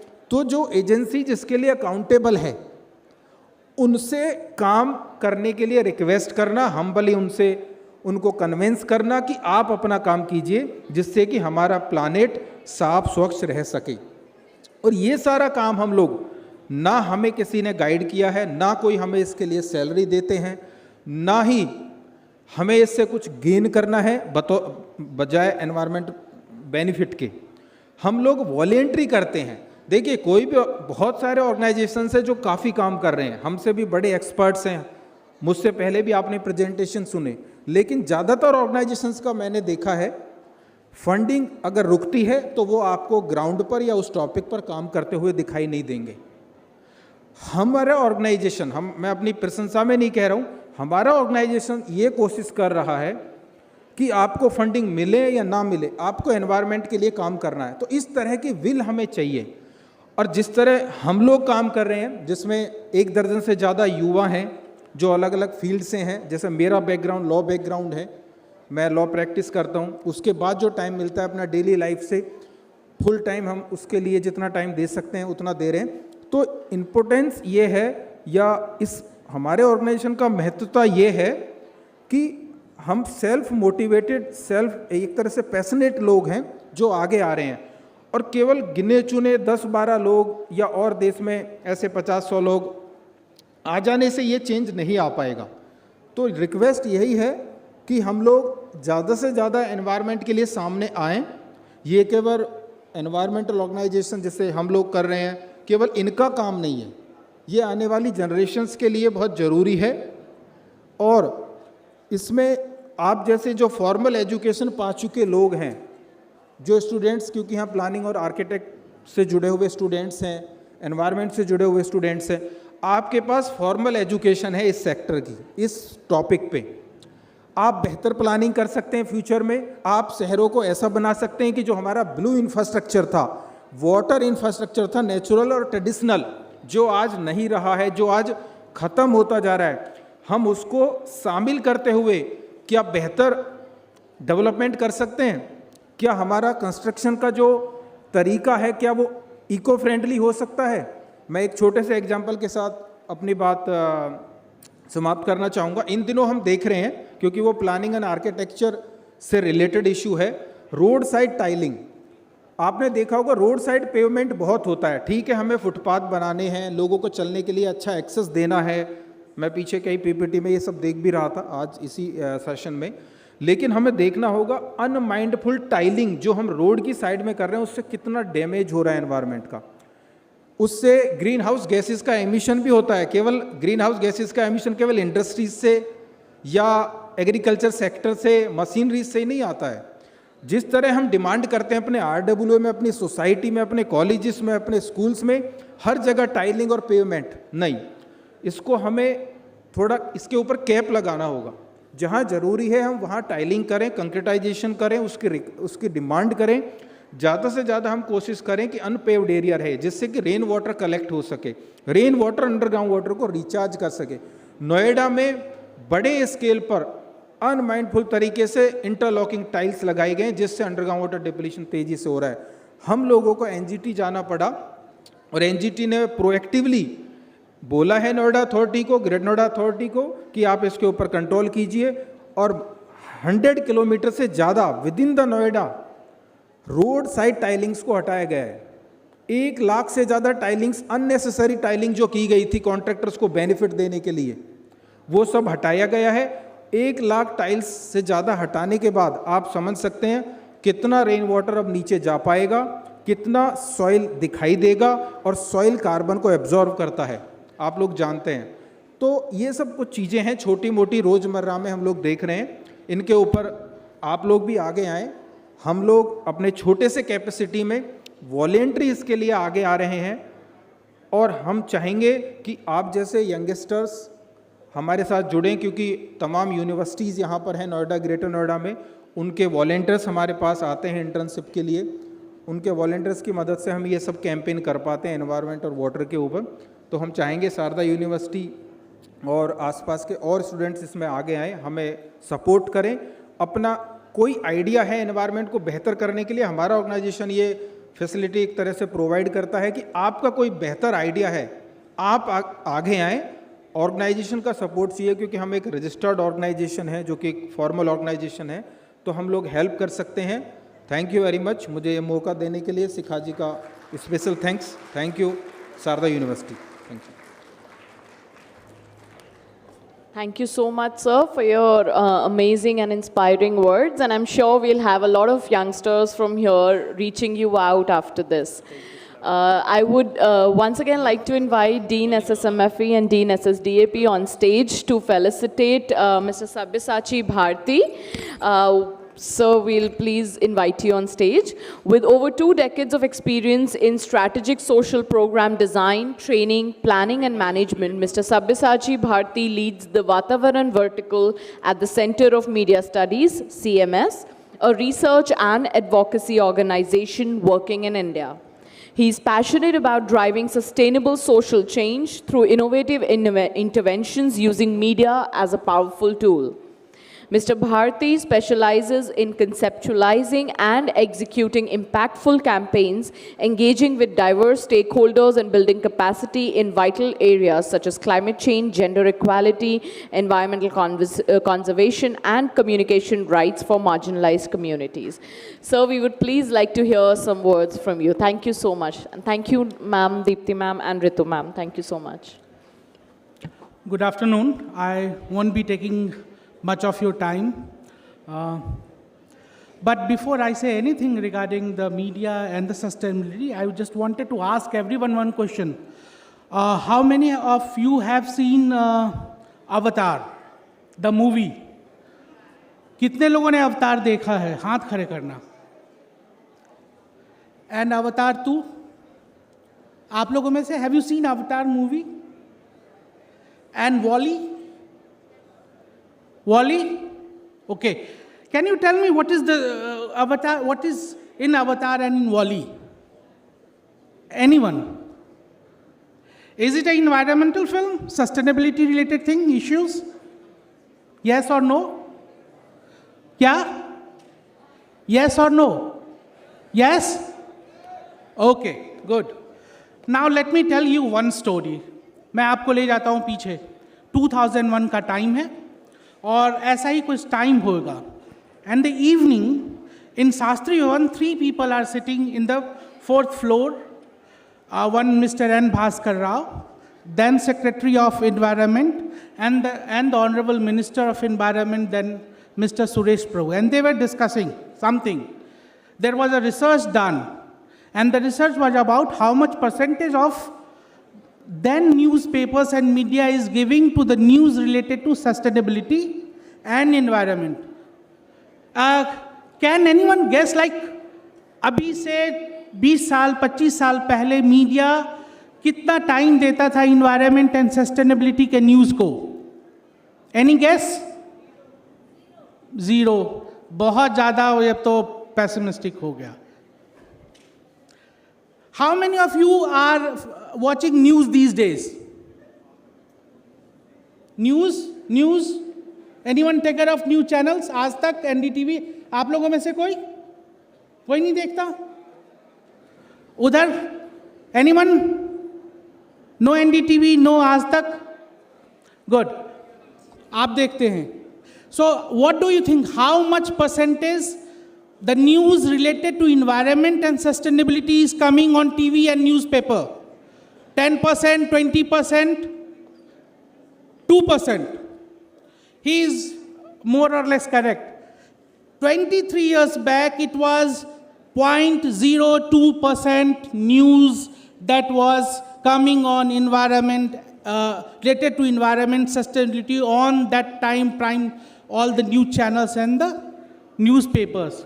So, on the request of Government of India, Center for Media Studies started an initiative known as CMS Vatavaran, and it selected film as a tool for communicating the concept of conservation, sustainability and environment.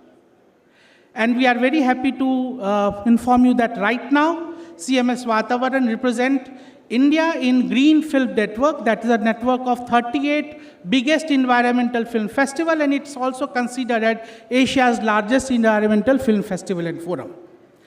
लेकिन बात sustainability की हो रही है, तो I am talking about CMS Vatavaran, because media is a very huge thing. I am not a film producer as such, बनाई थी कभी फिल्म में, but right now I will be talking about my experience with all you guys about the tool film and the festival in the field of talking about sustainability. Because media क्या करता है?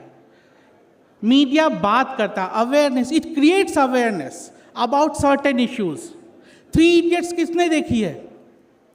How many of you? Hello? 3 Idiots देखी है?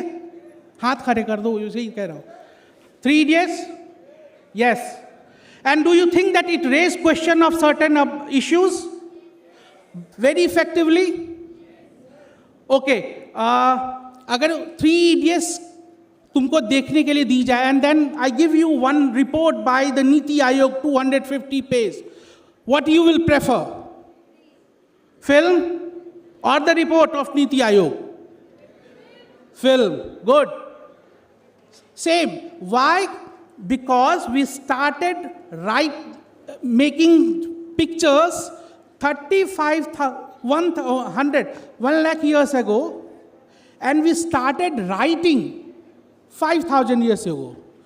So we are in tune to understand pictures 60,000 times faster than what it is written there. So मेरी photo तुमको याद रहेगी, मेरा नाम याद नहीं रहेगा.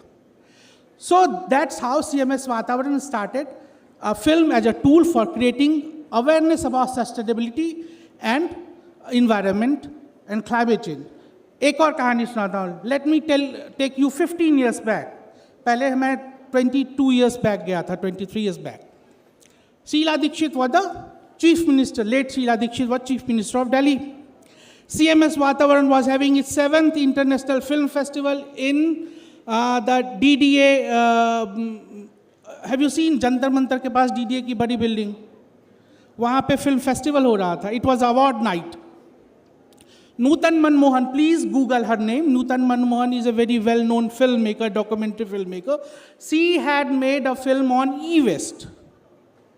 And then it got award, Delhi Chief Minister's Best Environmental Film Award. And the whole hall was waiting कि Chief Minister आएंगे और award देंगी. 6 बजा था, 6:30 हो गया, 7 बज गया, 7:30 and we played the film and we, and by, like it was over at 8 and 8:15 Chief Minister came. And she apologized that she was called by the Prime Minister and she wanted to see it. Then सब कुछ तो लोग चले गए थे, लेकिन हमने फिर से फिल्म वगैरह इकट्ठा की and we played the film. Nutan Manmohan's film on e-waste. And then Chief Minister उठी, उन्होंने कहा कल ये तुम फिल्म लेकर के मेरे ऑफिस आ जाओ. मुझे नहीं, मैं नहीं था उस समय. And the next day, CMS Vatavaran team, including with Nutan Manmohan, we went to Delhi's CM office, and there was at least 25 secretaries and deputy secretary and joint secretaries and directors were there. We played the film, and that film given birth to India's first e-waste policy of Delhi government. है ना? ताली बजती है ना? बजा दो ताली please. थोड़ा तुम लोगों को भी फ्रेशनेस आ जाएगी. एक और कहानी सुनाऊंगा. Venkateshwar international school, do you Venkateshwar international school का नाम सुना है? इट्स अ स्कूल, बहुत सारे इंटरनेशनल स्कूल्स हैं. There is a film which talks about how mongoose, the pencil brush for painting, they use the skin and the fur of mongoose. And it talks about how the mongoose, skin से उसके फर को निकालते हैं और फिर वो painting brush बनाते हैं. And it was screened to the Venkateshwar International School. And after watching the school children decided not to use that mongoose wala, painting brush. कहने का ये मतलब कि film is a tool and media is an institution as a whole which use the visual medium to create awareness about diversity, environmental awareness, this and that. And these are the some of the achievement which we had done in our 23, 24 years of program. This year, we are having this 12th CMS Vatavaran International Film Festival in Delhi in the month of August. And I'm very delighted to tell you that we had collaborated with Sharda University, and 3 students of the Sharda University and 1 professor of the Sharda University is going to become a jury for the nomination of these films. तो आपके ही दोस्त इसमें से हमारे पास जो 800 फिल्में आई हैं sustainability पे, क्लाइमेट चेंज पे, इन्वायरमेंटल कंजर्वेशन पे, वो चुनेंगे and then we will screen it. So we very soon hope to screen some of your films here, and I invite all of you to be a part of this green movement, and thereby seeing the films we will try to develop the habit of taking care of our mother earth, our mother nature, because there is no earth too. यही है, जो है यही है. तो या तो इसको बचा लो या इसको बर्बाद कर डालो. And वो हम करते हैं. We had worked with more than 100 universities in India and colleges in India. More than 10,000 schools in India, and we discussed about environment, wildlife, climate change, biodiversity, everything but through the medium of films. And we will be doing it in future, and we hope to have you all as part of this green movement. Thank you very much.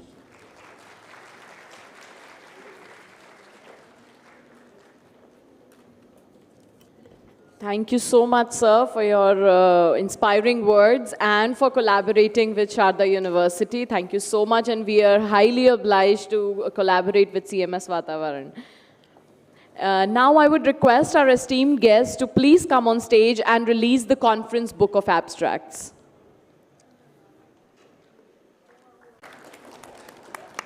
May we please have a round of applause.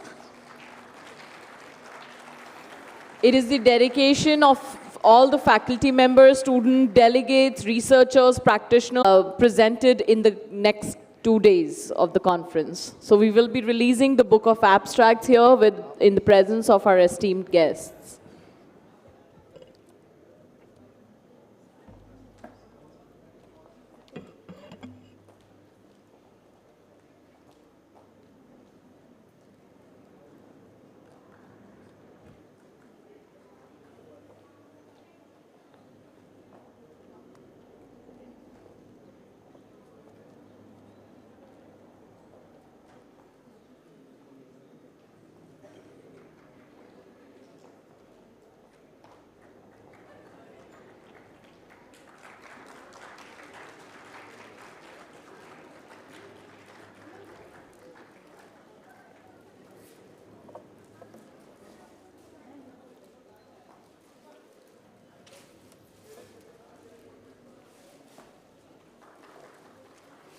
May we have a huge round of applause.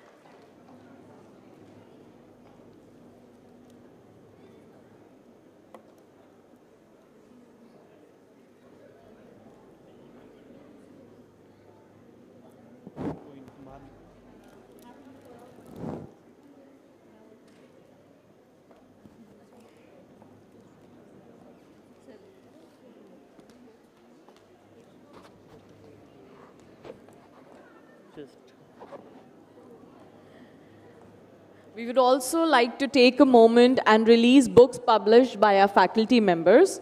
The first book that we will release here is The Life Lessons in Learning by Professor Dr. Mehek Jonjua, Sharda School of Media, Film and Entertainment.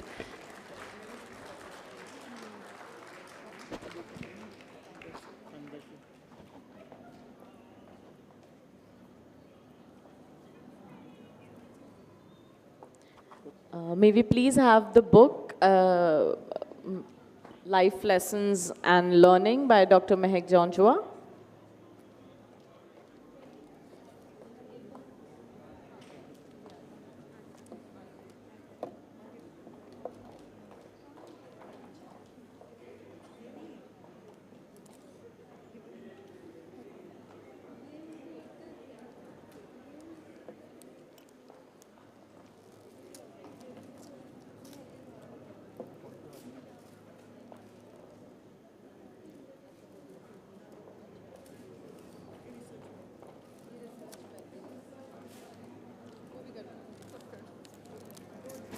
So we have the book by Department of Architecture. The second book that we have is Media and AI, Navigating the Future of Communication, edited by Dr. Dhruv Sabharwal, Associate Professor, SSMFE. So we please invite you on stage, Professor Dr. Ritu Sood and Professor Sanjeev Sood.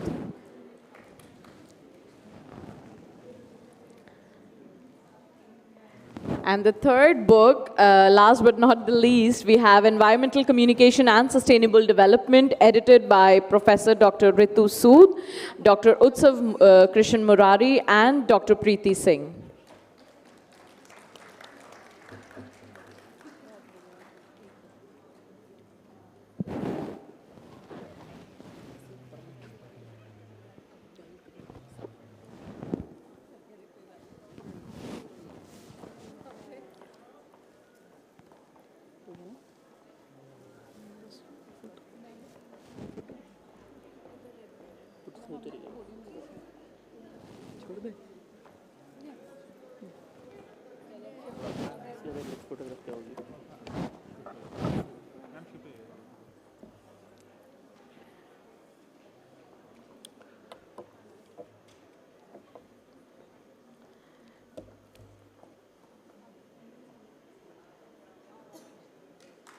May we please have a round of applause for our esteemed guests and the hard work of all our faculty members, which goes through in publishing a book. Thank you so much.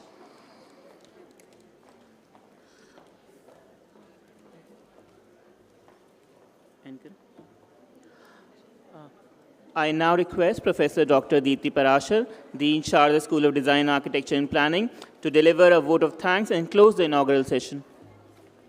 Hello, everybody.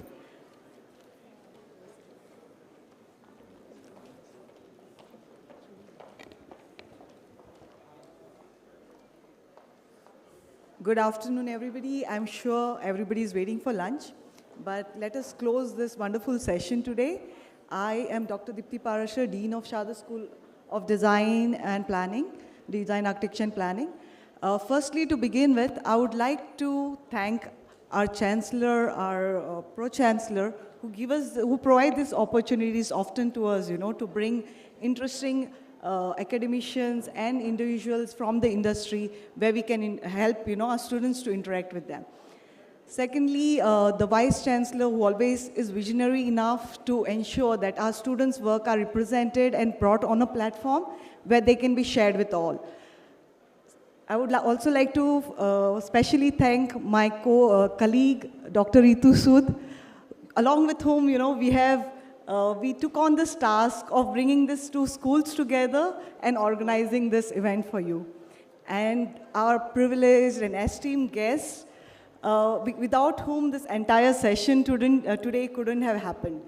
The idea here, I know it was a long session, I know we had many speakers, but the idea was that, as students, I think you all should have an exposure to the wide array of topics that are happening around you, without which you would not know how to step out into the world and build your own niche into this world.